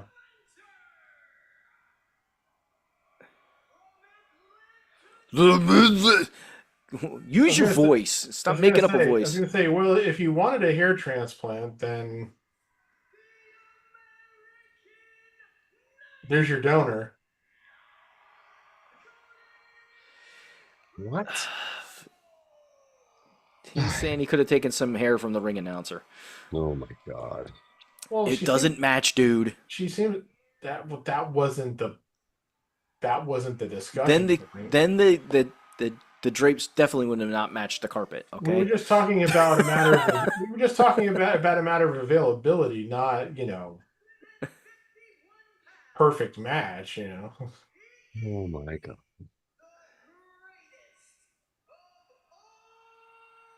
Okay, let's not put that moniker on him, the greatest of all time. They've been calling him that since he came back. But he is the greatest of all time because he's done the world title more times than anybody else has. In a predetermined outcome match. Yeah.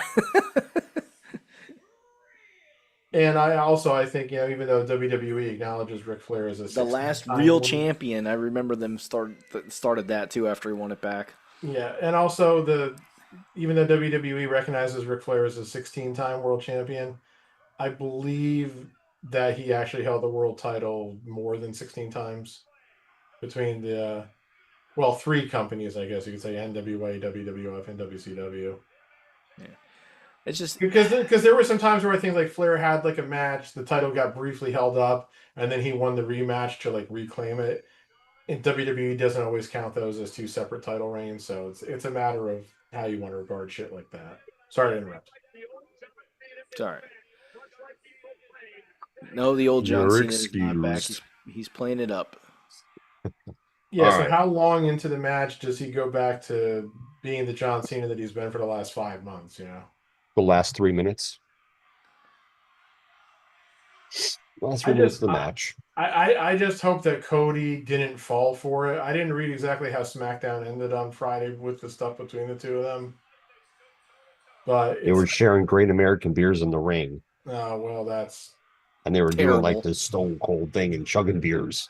Well, that's great. But it's like, please don't make Cody out to be the stupid babyface again, which they've done a few too many times already. Like at the end of the WrestleMania match. Oh, no, he's going to do it right away. He's going to make the face here. No, he didn't. Don't worry, Patrick. You're I think, just a second or two behind us. Yeah, I was so far ahead of you guys, and then like my browser, the page did it buff? Crashed, and now I'm behind you guys. How the hell did this buffering? This goddamn buffering! But it didn't even buffer. It's like the Peacock page kicked me back out to the splash page where it asked me who was using the site and everything. So I don't fucking know. I'm so tired of seeing these damn Prime bottles at these. The whole Prime setup during the main event or the Logan Paul match is just so annoying. Hey, that Prime stuff is good. I would know because I've literally never had it. My son loves it.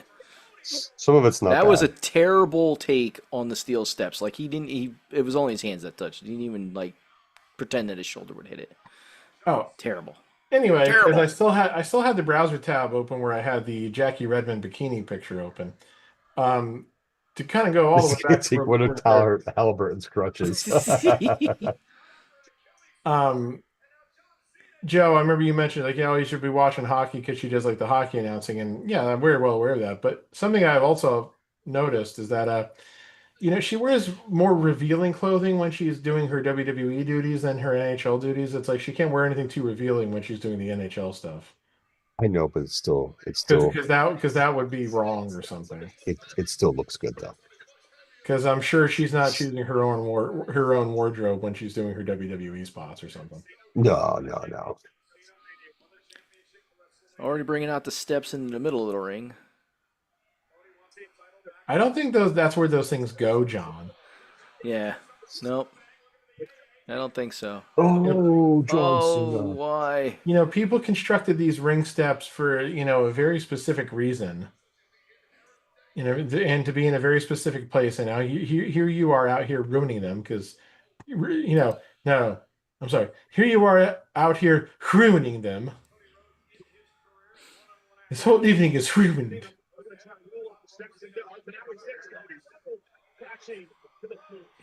Do I have to say Are you whip for you to get what I'm saying? are you just Whip it good. I'm just waiting for you to make fun of his jorts, that's all. I wear jorts. Okay, I don't think Play the tennis in jorts. I don't think the jorts I wear are quite. Oh my God, he almost fell. long. Yeah, I'm not saying I wear short jorts, but I also don't think I wear jorts that are that lengthy. I don't know. Well, my one of my brother-in-laws was That wearing was interesting spot. some khaki style shorts that if they would have been any shorter, I think his stuff would have fallen out his leg and shown to everybody. Yeah, that's just not kosher in the 2020s. That wasn't kosher back in the 90s for crying out loud. What? But I'm that's watching the the way match, shorts sorry. have gone. Shorts are going back to the 80s NBA style almost. No, that's no, that's not good.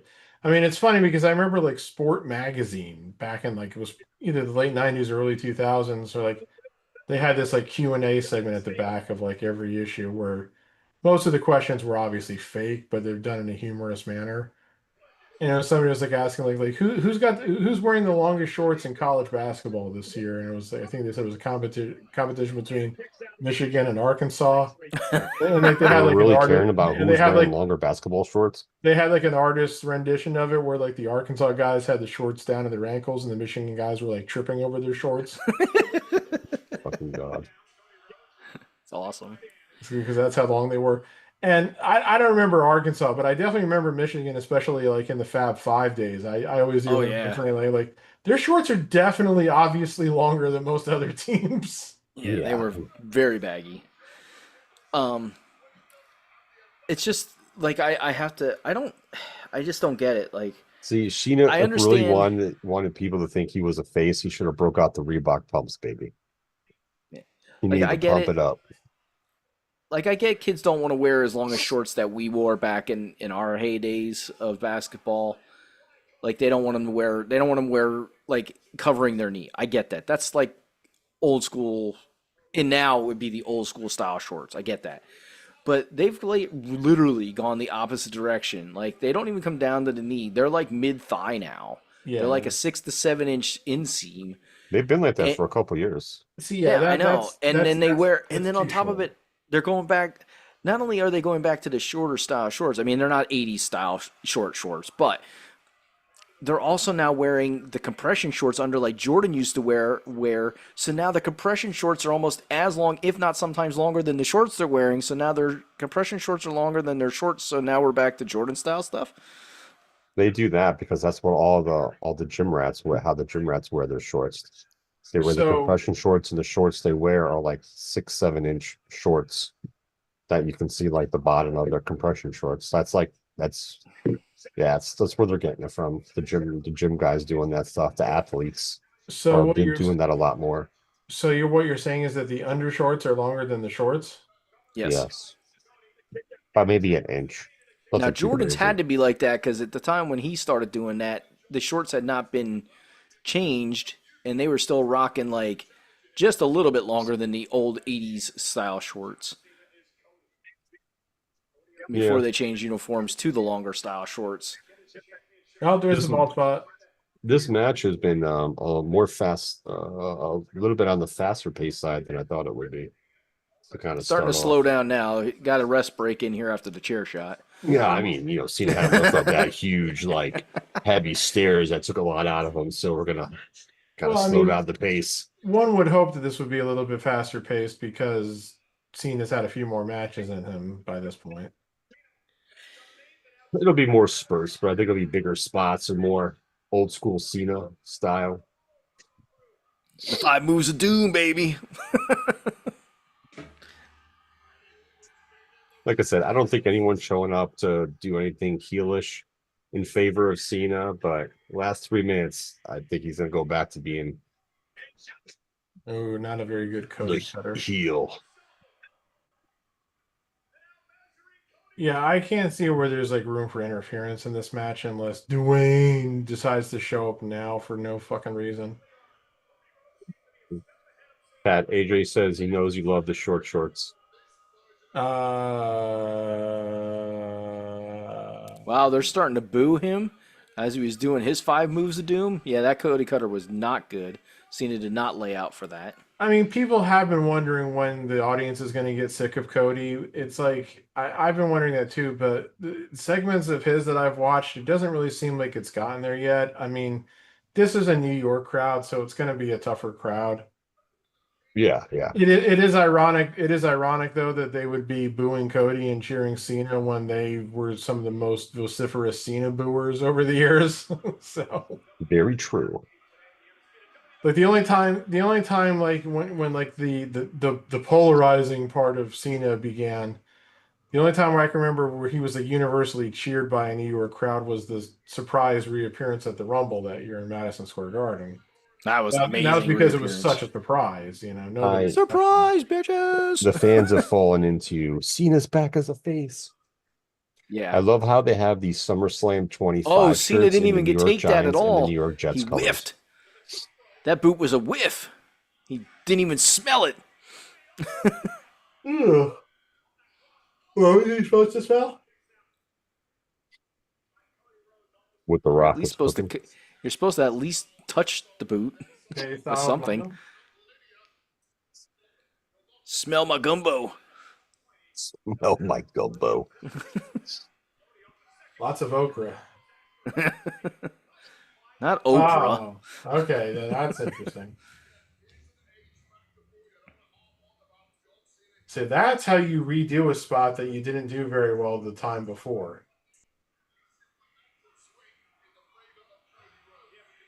Let's go. Here we go. Let's go Cena. Cena sucks chance.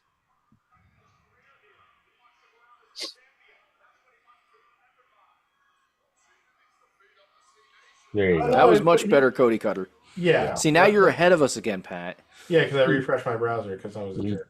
You piece of. He was mad that he was a half a Hornswoggle step shit. behind us, and now he's like 3-4 seconds in front of us. All right, so This little Whatever, hornswoggle man. Shit, that's what it is. 2003, 2004. I'm gonna make you a special pair of jorts. All right. No, you won't, Put your initials on him. because you aren't going to measure my inseam. D on one leg and P on the other one. I got P on my leg. I don't know why that's so funny to me. Because you're a juvenile. Just don't put DP on his butt, and then people really question you that way. Has anybody noticed? I got deep pressure. Has anybody noticed What? during this match that when they've had the camera positioned so that you can see the announcers outside, Cole Yay, is pile standing driver. up.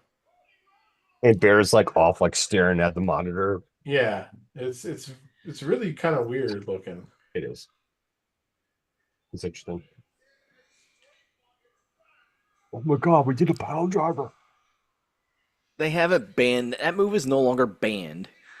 They're only allowed to do it. They have to get clearance in order to do it. It's not banned. That's right. In order to do a pile driver, they've got to pray to me up in heaven. Oh my And god. if I say they can do, We the do not pile- condone the behavior of Darth Pat at this point in time.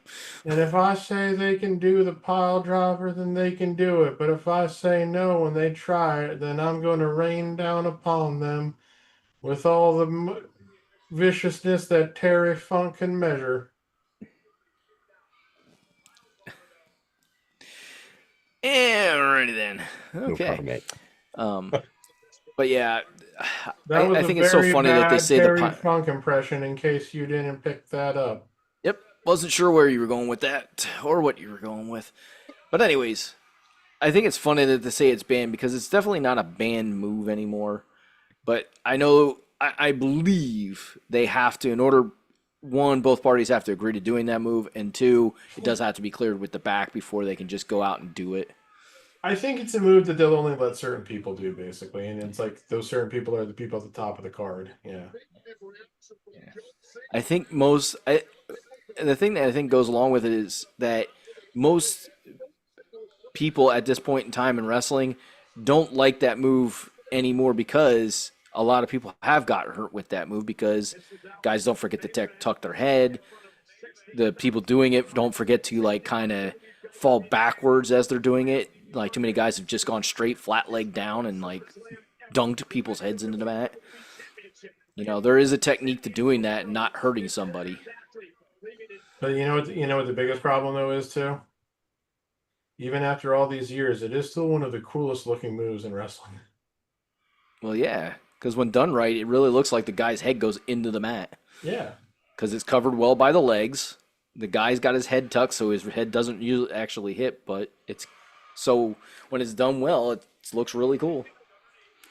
Ooh, And I always used to like the powerbomb. spiked power. I always used to like the spiked pile drivers that guys used to jump off the top and spike it. I was gonna say this is a street fight, so there shouldn't be any rope breaks here. No rope breaks and still the worst STFU ever. I've Let me never pull on liked your that head. finishing move. That's like one move I never liked Cena doing. It's because he never the puts the head announcers on forgot right. about the rope break at that moment. Yeah. The STFUVWXYZ. It's one of those things like Cena has never done that move right because he never actually grabs a hold of the guy's head. He puts his forearms around him and does nothing. No, he's always done it in a way where it kind of sort of looks like he's pulling and putting leverage on it, but he actually isn't. So it's always been about being safe with it, but it's like it's a submission move. It's not necessarily supposed to look safe. Yeah, it should look hurtful with being safe. If you've got to do it like that because you're worried about hurting a guy, then you shouldn't do it. Well, it's like Bret Hart's always said, the figure 4 leg lock does not hurt. You can make it hurt, but yeah, if you just put it on and don't and just Well, I was gonna say, think about the way that Ric Flair would always put it on somebody. He'd like step around the guys that was supposed to put it, but at the end, all you're doing is tangling your legs together. yeah. Wow, you see that Cena move? Where do you get that one from? He pulled it on the rabbit hat. Thank you, Cody Rhodes, for being able to do a backflip. He pulled it out of his tool chest. You heard it here first. He pulled it out of his tool. Chest. Why are you talking about his chest? Like if there's Bells. ever a move that I would think would be scarier to have done to you, would be the freaking Canadian Destroyer. And yes, I call it the Canadian Destroyer because that's the first person I ever saw do it was a guy that was part Petey of the Williams. Canadian team. Petey Williams. Yep, good old Petey Williams. I wonder whatever happened to that guy because I don't think he's wrestling anywhere that I'm aware of. He does was backstage. an agent for WWE at one point. I don't know if he still is.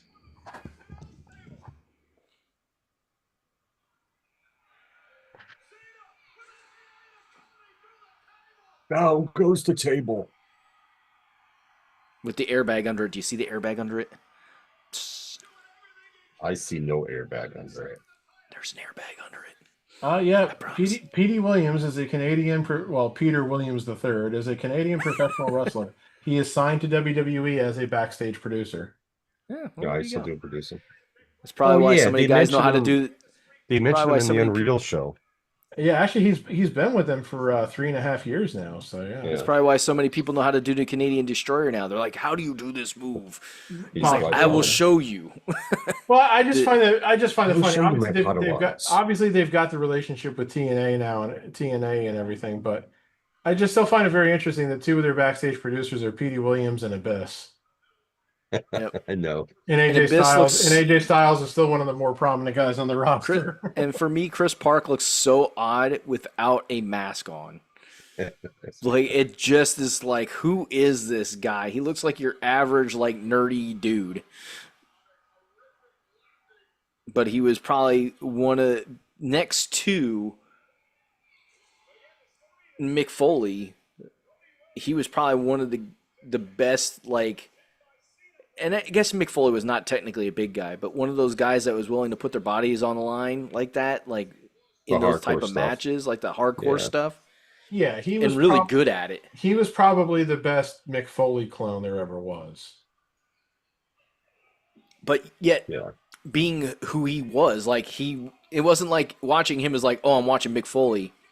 You knew you Ooh, were that watching wasn't done somebody very that does well. Mick Foley-ish type stuff, but he was Abyss. Like, you could definitely make that distinction. This guy is this guy. This is Mick Foley. They do the same type of work, but Yeah, I mean, you know, I know the character started to evolve and they created like the alter ego, like lawyer brother or whatever. yeah, But I mean, when you come down to the beginning, he was working like Mankind, and his gimmick was Kane, really. Guy in mask who didn't really talk and had like the guy always talked for him. You know, in Abyss's case, it was you know, Father James Mitchell, the sinister minister. So, yeah, but he was basically the pallbearer to Abyss's Kane. So, yes. But I always liked Abyss. I always liked his character. Yeah, same.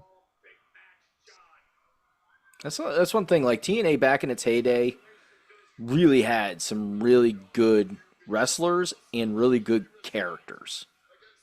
Yeah, they did. but It TNA started to get a little wonky when old WWE or well, that's what I was going to WWE say. guys started to come into it and things started to change. They definitely started to establish like their own unique identity, thanks to guys like Abyss and AJ Styles and Samoa Joe and Christopher Daniels and a few others. But then it was like, okay, now we've got Kevin Nash and Kurt Angle and Sting and Booker T and Scott Steiner, the whole Christian. main event mafia thing. And then not too long after that, it was when Hogan and Bischoff came in, and you know they kind of They wanted to go head to head, and that wasn't a good thing to do. they became too much of a WWE clone for a while there in various ways. So yeah. This is definitely their best I'm matches surprised by they've how had. long this match is going, but also the pace it's been able to keep. I was gonna say, yeah, I don't think this has been a bad match by any means. So, This has been a good match overall. and I think that most people are waiting the same way we are to see when does Cena go back to being heel Cena. Yeah. Which I'm so kind of annoyed that I have to be saying that like 2 nights before the show starts, they're doing this like I've seen the error of my. I don't want people to forget me. Yeah, it's like I'm going to go back to being the same old John Cena you've seen for 20 years.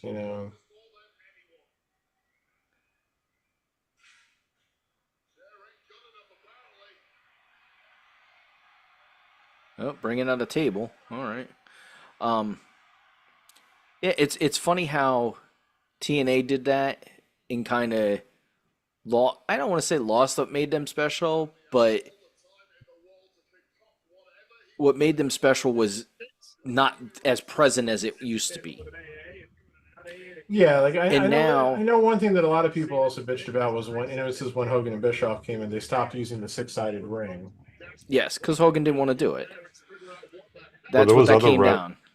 They wanted to be more traditional. That was the suggestion. Plus, there were wrestlers who did not like wrestling on that 6-sided ring because it was way No. stiffer than the 4. Yeah, And no, a lot it of wasn't those- just a lot of Hogan. those guys I think that, a lot of the guys who didn't like the 6-sided ring were probably guys who were used to wrestling in the 4-sided ring. So like yeah, WWE I guys. think, yeah, I feel like when the ex-WWE guys came in and WCW guys, that's when they push for the traditional 4-sided ring. The squared circle came into play, and that is what it is. That I don't think that was one of the things that made TNA special, but it was really like the wrestlers that they had and the characters that they had. Like I said, it for me, like I always enjoyed TNA, even when Hogan and all those guys were there. I like the Aces and Eights gimmick that they had for a long time. With Bubba Ray and them guys. Yeah, I like that gimmick. Um, Or that faction. But it's just funny that AEW, with all their talk, and once again, I'm not criticizing. I'm criticizing AEW, but only for the simple fact of the comment that I think it was that Tony Khan made, is that we are not going to make the same mistakes that blah blah blah made, and they ended up doing almost this, not the same exact thing, but similar things to what Close TNA enough. did, and that was bringing in old WWE guys that lost their contracts or didn't want to wrestle for WWE or whatever for whatever reason. And that was what they lost. What I shouldn't say lost, but what made them special started to change as an Yeah, alternative to WWE. I mean, one of the things that they promised was we're going to do sports-based wrestling, and that was abandoned pretty fucking quick. Yeah. They're trying to say So- we're gonna make it so that win-loss records matter, and When we They know in still show wrestling it win-loss doesn't. records, but they it, don't. it, They it, don't. ne- They don't dwell on it like it they never used to. has. So No, because WWE even throws that in every once in a while, like last win or last big win. They throw goofy stuff in there, and it yeah, does, who but, really but they cares? don't do that stupid token bullshit where like the guy's coming out for their match and it says, "Oh, 2025 record, 13-3-2." Oh my God, he didn't take that Here- well either. Like these here's the guys other- are not taking these spots very well. Here's the Anyways, devil advocate's part of what you just said. yes, It's kind of hard not to take those wrestlers from WWE. I'm not disagreeing with that. Yeah, because it's kind of one of those things like TNA does it too. They don't do it as much, but it's just one of those things where you got to think about, well, they're coming from WWE. You know, that's the standard. You know, they teach them how to do X, Y, and Z. We know they're good wrestlers, but we're going to offer them more freedoms that they might have in WWE, better schedules, so on and so on. So if it's a talent they think has gotten over with the WWE crowd, they're gonna invest money into that to bring them to their product to see what they can do. Right. Because And I'm not, sometimes it's stupid not to. It's a devil's advocate. You damned if you do, damned if you don't, because you're gonna get hits and you're gonna get misses. right. And I'm not saying it's completely wrong to do. I think there are definitely talent out there that is worth investing if they are not with WWE anymore. And it was true with TNA too. Christian is not somebody I think they needed to invest money in. Same with Edge. I don't think they needed to invest money in Edge. The younger talent that left, I agree with that. I can 100% agree with them bringing those guys in because there's a lot of upside still to them. There's a lot of years to be given out of them. Adam Cole and the rest of We're gonna that fight group, up Fish. the elevator. Fish. Why can't I think of the other guy's name? Roderick Strong Roderick was, Strong. and who was the other guy with them? Part of the tag team. Kyle O'Reilly. Kyle O'Reilly. A lot of upside in those guys. A lot of years left in those guys. I mean, Roderick Strong, you don't realize how long he's been around, but he was in TNA, he was in ROH, he was. Oh yeah, a lot of this. Yeah. He's been around a long time. Yeah, that was pretty interesting. We're interesting. Don't need if it needed to be done because now he's going to waste all this time walking them all the way down to the ring, or maybe He's not. probably gonna do it on the ramp. Yeah. Yep, he is. Yeah. Oh my God, he threw him. I'm sorry, Cody. That was unnecessary. He tossed him like a bag of potatoes. So I completely agree with the younger guys that left WWE for whatever reason they left, or were late or released, whatever it may be. It's just the older talent. Like when TNA brought in Hogan and those guys, that was just for ratings, to be honest Right. with you. Right. I get it why they did it for ratings, but it wasn't necessary to bring them in as talent for possible wrestling. Like even Ric Flair, love Ric Flair, but you didn't need to bring him in to be wrestling like anybody. Even WWE in his later years when they kept on bringing him back, didn't need to bring him back. Didn't need to bring him back. I mean, it made sense for Evolution. He didn't really wrestle much in Evolution, but No. I mean, I get it. It made sense.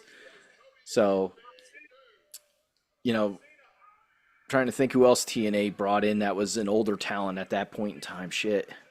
Can't even think of some of the guys. They brought, Hall and Nash, and then Hall was gone. They brought X-Pac. X-Pac was early, and he was gone. You had Kurt Angle, who was already there. You had Booker T. You had Scott Steiner. Sting. I'm drawing a blank, too. Yeah, there was a lot of guys, but it's one of those things. Like I'm not in total disagreement with them. I just think you got to be smarter about who you bring in. Like, what is the value that they bring? Are they really going to be able to bring? Because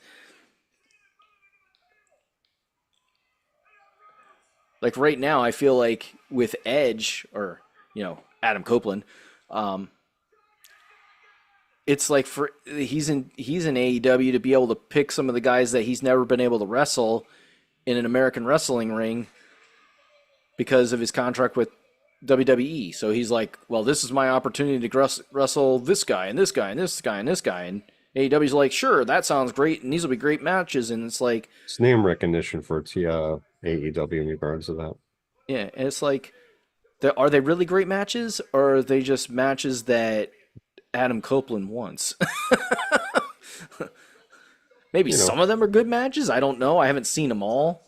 Give him the freedom to run stories with people he's never run stories with before. I mean, look at TNA. The Hardys are the 2-time TNA Tag Team champions. I mean, that's something too. Yeah, how the Hardys keep getting work, I don't know. Like from any company, and I honestly mean that. And it's nothing against the Hardys, but like at this point in time, like the Hardys have got to be close to our age, right? They've got to be close to our age. Like I don't want to. I've seen enough of the Hardys. I don't need to see any more of the Hardys. Like I've seen them for 20 plus years now. I'm good. Yeah, they just keep trucking along. All right, so what the hell are we doing with the ring ropes now? He's loosening them up. He's taking it off. What is he going to stab John Cena with the ring rope? Yep, he's going to stab him with the ring rope. It's funny, like these supposedly two faces now are doing heelish things this whole match. He's driving him to the edge. He's going to do a heel thing. He's going to hit him with the ring post.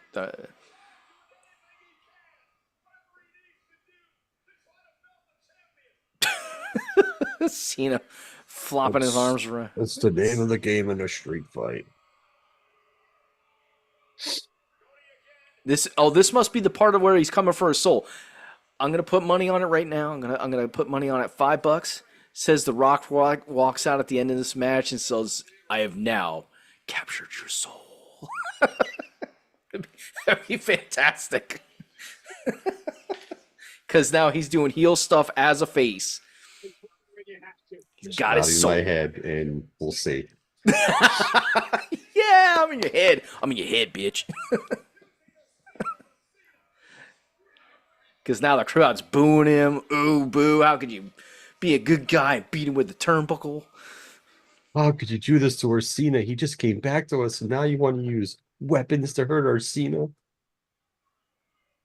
Gotta check him. He's like, you gotta check him. Our beloved John Cena. How could you do this to him? And Pat's like, I don't know why we're doing this match for so long. I'm tired of this shit. His face says, ugh. It'd be better if Cena was bleeding right now. You're getting hit with a metal piece of drop toe hold. Well, at least that looked nice. Oh, you're and he's gonna use it. Oh, it's barely on. He's not even pulling. Oh my god. That was so bad. That was so bad. That was hilarious. And what's that doing? Nothing. Absolutely nothing. Oh, it's one bad rope use after another. I'm using the rope, I swear. Looks real, right? I love the antics.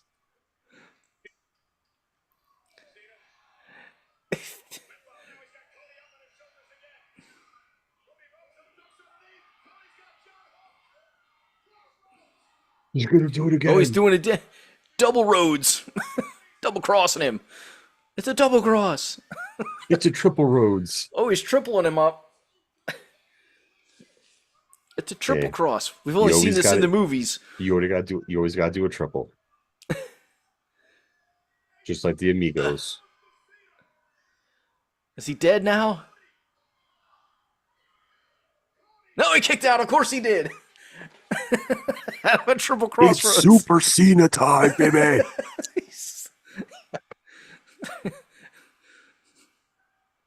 He shot him with adrenaline right in the ass. So he could kick out. Monkey shot me in the ass and paralyzed me. The ref threw one of those HGH gummies right in his mouth so he could chew it up real quick. That's Like how Popeye and his spinach. that's how he hulks up. Now he throws and chews the HGH gummies. He's saying that the monkey shot you in the ass makes me think of what the hell movie was that? Shit, with Will Ferrell, and he shoots himself in the neck with a tranquilizer gun. What the hell movie was that? Was that old school? No, that wasn't old school. Was that the one with Kevin Hart? No, that wasn't Get Hard. That only happens with Jackie. Maybe it was. Maybe it was old school. Maybe it's the before they do all the crazy stuff. I don't remember which movie that was. Look at Cody's doing another heel thing, trying to use the belt. Cody, help me get you up.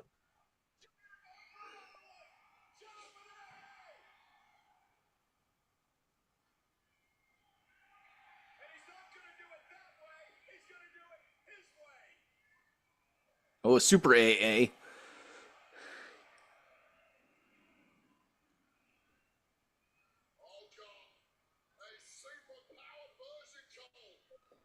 It's Super Cena time, I'm telling you.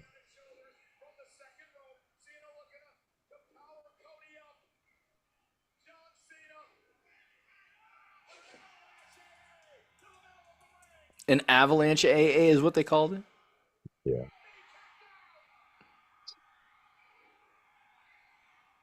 That's a AAA.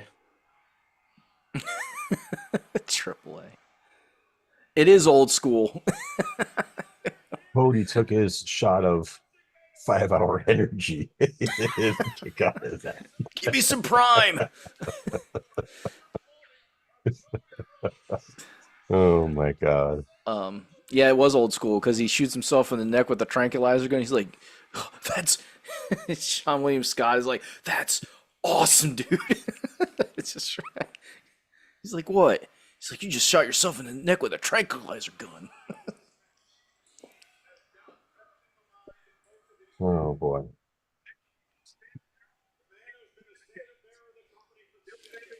I think I've only seen Old School twice, to be honest. It was one of those movies that I definitely had in my collection that I watched way more times than what I probably needed to. But I always enjoyed that movie. It was probably the best Luke Wilson movie ever made for him. Because shortly after that, he stopped being a main guy in movies. Kind of fell off the face after that movie. I guess both these guys, ate their Wheaties this morning. Well, Cena's probably going to take a couple months off after this and probably won't wrestle in any PLEs. What is the next PLE, Pat? Isn't it? Is it the That's Paris the one one? in Paris in 4 Yeah. weeks.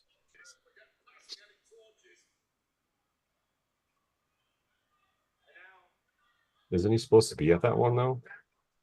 I thought so. Who shall he be wrestling? Cena now. As if that first avalanche AA. It's like Cody, my butt's gonna be in your crotch. Don't make it weird.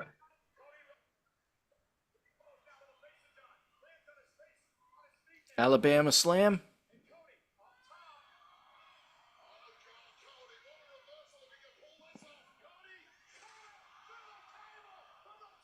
I don't know what that move was supposed to be. Facebuster? It's supposed to be the Cody cutter through the table. Oh. John doesn't know where he's at. He's like, who am I married to right now? Nobody. No.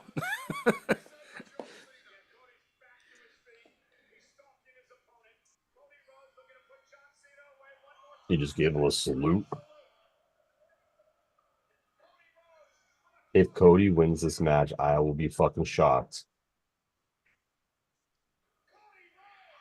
He just won. which I find interesting. Well, I don't think we're going to see The Rock now. I lost $5. Who wants it?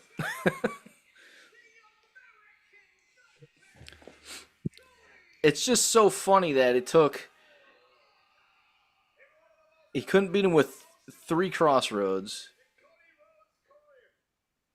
but he could take a nice long nap after hitting him through the table and then hit him with 1 crossroads. Interesting.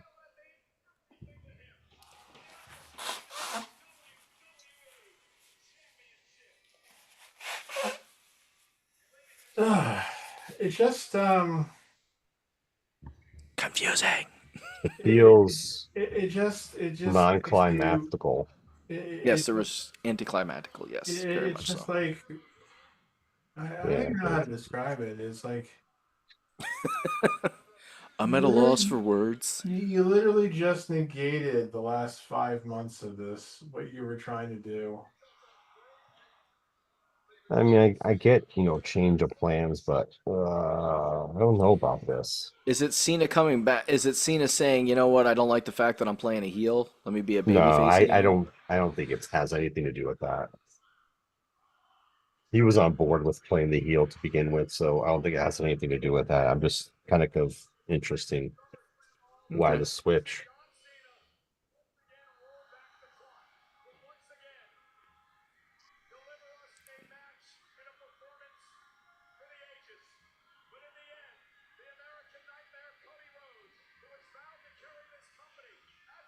Okay. Now what do we do with Cena for the rest of the fucking year?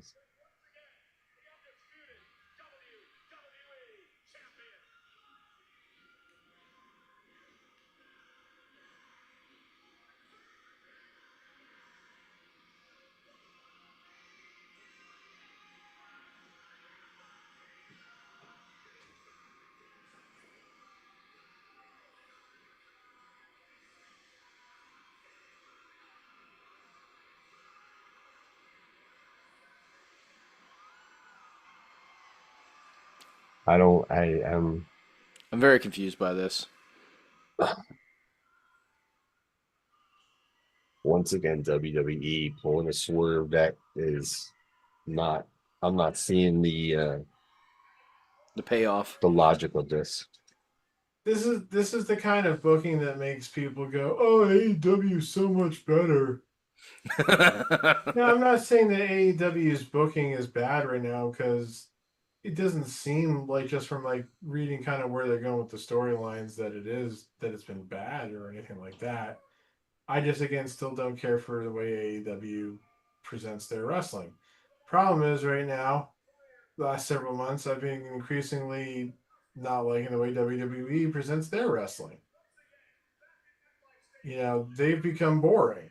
And again, their shows are a slog to sit through because of the commercials and because of so much time that's spent on like entrances and recaps and not enough time that's spent doing like promos that advance storylines or actually having like in ring action or anything like that.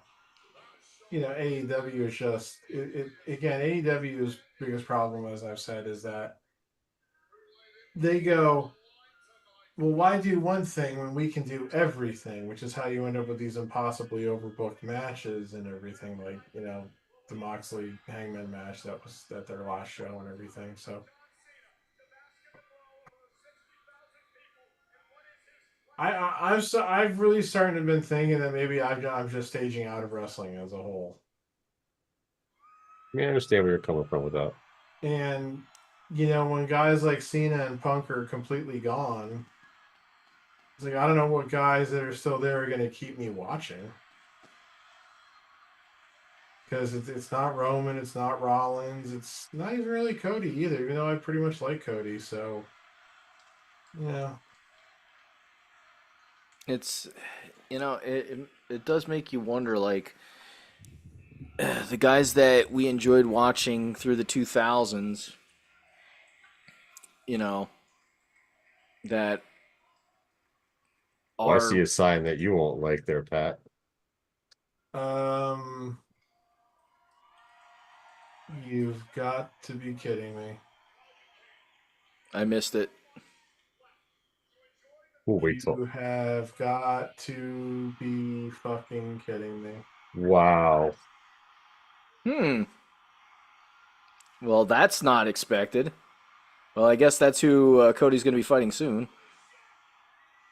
Well, not if he's coming out when Cena's out here. They Well, they must have cleared up his any possible wrongdoings. they turned Finally. they, There you go. That's why they turned him face. they turned him face so they could give us this again. Yeah, buddy. Deal with it, man. For those of you who are not live following along with this, or maybe watching this after the fact, Brock Lesnar has come out. That's what we're talking about. Yeah, Brock Lesnar is back. The Beast incarnate. And Cena, of course, is standing there in the ring waiting for Brock to come in so Brock can kick him in the gut and F5 him in 2 minutes. Look at his huge beard and his crazy hair now.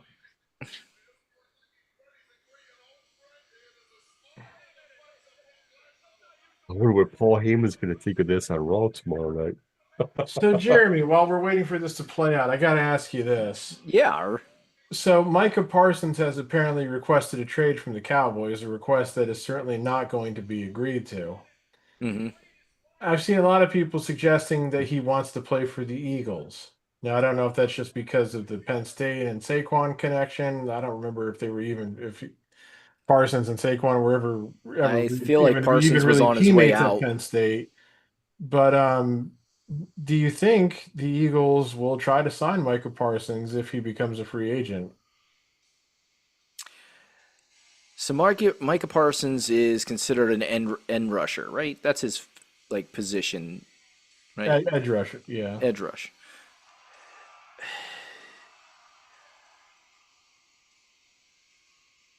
Yeah, I think they would for the right price.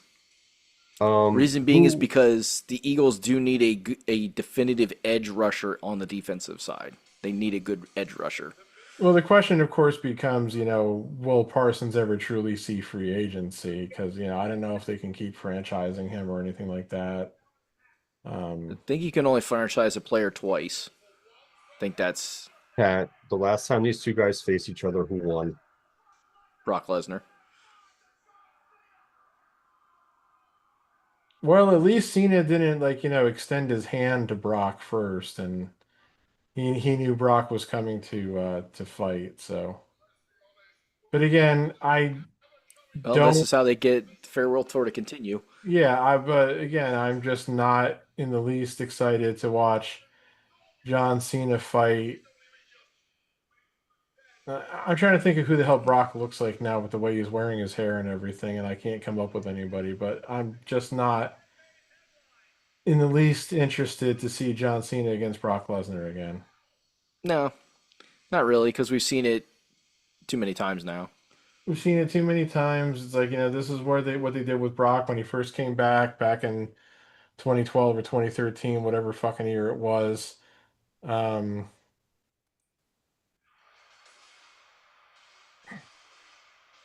Yeah, this is obviously they feel that they don't have anything to concern themselves with whatever the legal aspect. Yeah, with whatever way Brock could ever possibly be tied up in the Vince lawsuit. Yeah. Wow. His undercut grew out pretty quick. I mean, I don't know how long he's been out for now, too. What, 2 years? Surprised I haven't gotten a text message yet.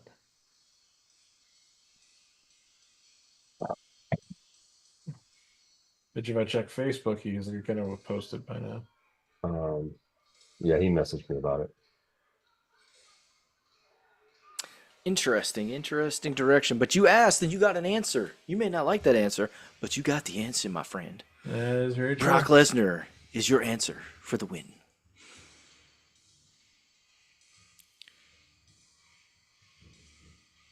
Yeah, I know. Yeah, Brock's basically been gone, I think, for exactly 2 years. I think it was SummerSlam 2023 when he wrestled Cody that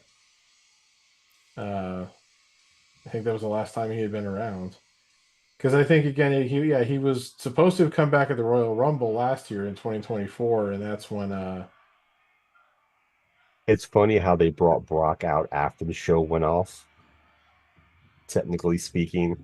But then they cut right back to it.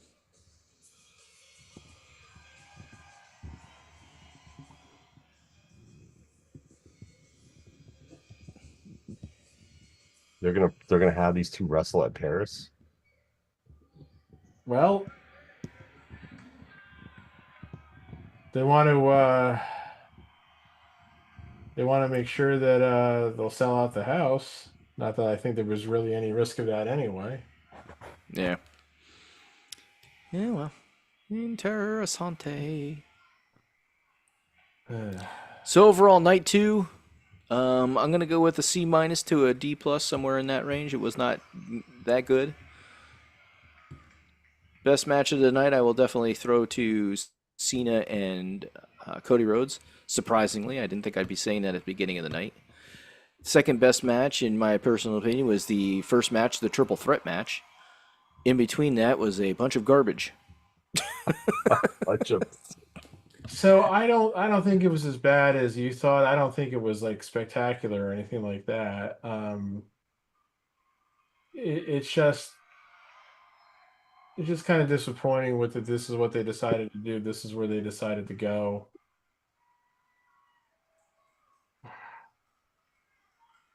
Yeah, I want to see how this played out on the Unreal episodes coming to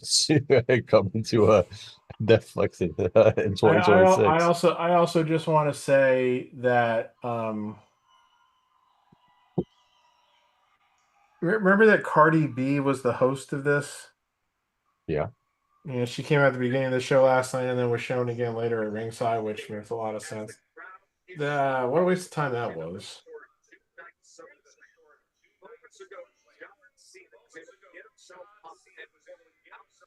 But he is no longer the undisputed WWE champion. As we welcome you to the SummerSlam Post Show, presented by Mike's Lemonade. So definitely makes sense for him to lose the belt because you didn't want to see him and Brock fighting for the belt. So. I mean, absolutely. So interesting. So this is why they turned them face. They're probably like, hey, we got clearance that everything, all the allegations with Brock have been cleared. We're thinking of bringing him back, turn you face, and you work with him for the next PLE. Okay, sure, boss. That's what I kind of feel. Yeah, and it may not be the next. Well, no, you said he's booked for the next PLE.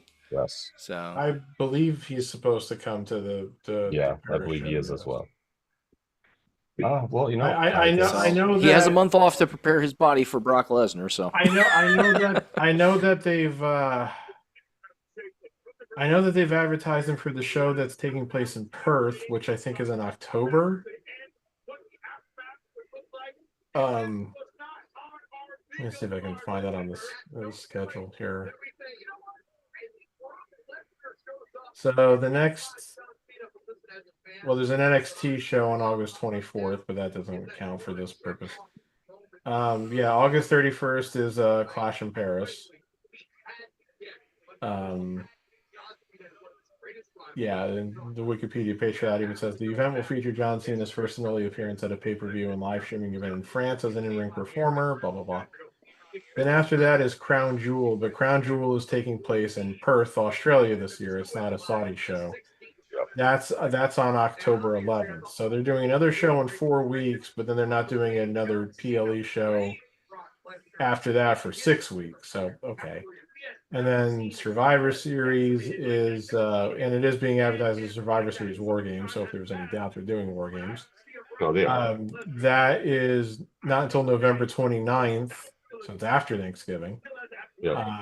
And that's in San Diego. They're doing that outdoors at Petco Park, and obviously taking a bit of a chance that the weather will still be fine in San Diego in late November, which it probably will be because it's San Diego, but still, you are taking a slight risk. I think it's pronounced San Diego.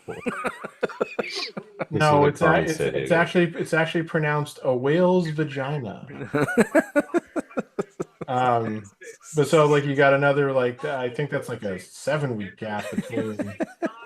Joe's dying.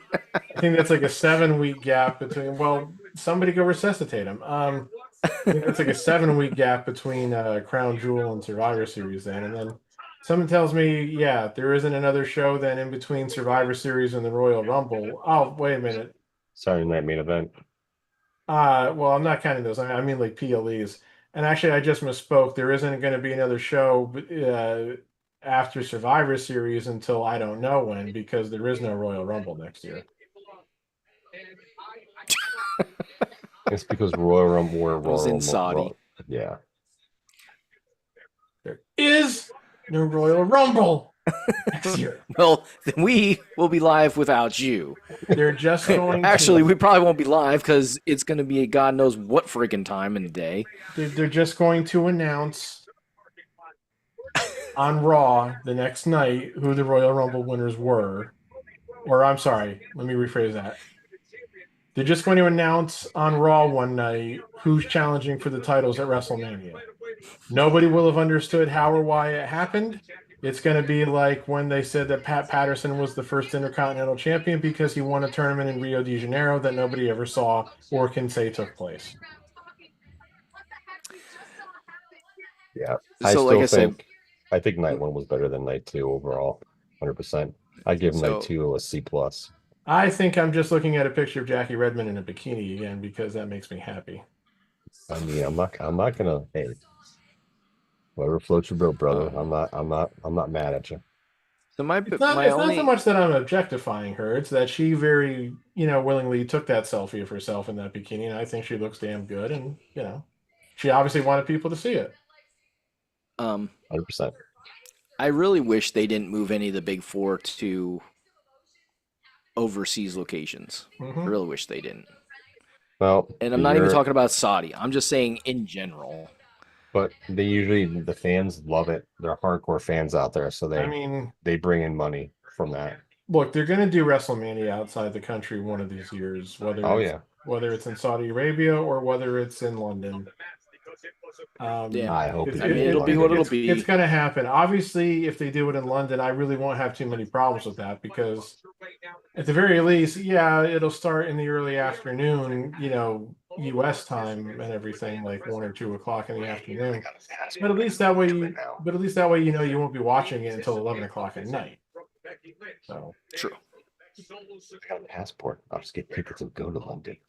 No, you're not going. You liar. You're such a liar. Freaking liar. That'd be a cool trip. Go to London. I mean, it would be, but I also don't. I don't want to pay the prices to get there and stay there. Yeah, it's like, let alone cost. Not as expensive as you might think. Let alone cost. The flight is. Let alone cost. I don't feel like going through the rigmarole of trying to get a passport. So. Dude, it only took me 4 weeks to get my passport. I don't care. That's you. Yeah, it wasn't that bad. They're gonna, and hey, it also depends upon when they do it because, they're like detaining people coming back into the country, even though they're citizens. If they find something on their phone that's anti the current administration and shit, so it's like, God only knows what could be lurking in my phone that could classify as that, and I'm not gonna, hey Rosenberg. Fuck you. Okay. All right. All right. I'm sorry. Well, I think we can call it a night for our live. Yes. On that with the fuck Rosenberg. Yes. Night 1 C+, night 2 C+, night 1 better, night 2 blah. I'm going C- on night 2. Other than I can't give night 1 a grade because I didn't see all of it. I only saw one match. So. Other than the Becky Lyra match, I can't say anything that in terms of the in-ring was bad, but again, I can't say that there was anything that stood out. It was like, oh my god, that was amazing, so sometimes it's just not good enough to be just okay. So we've given our grades. We've said a lot, but not a lot. If that makes any sense. Said a lot about nothing. All right. So we're going to let everybody go. We're going to thank you for watching. We appreciate it. I hope you enjoyed this live presentation and our ridiculous talk at times. We love yous.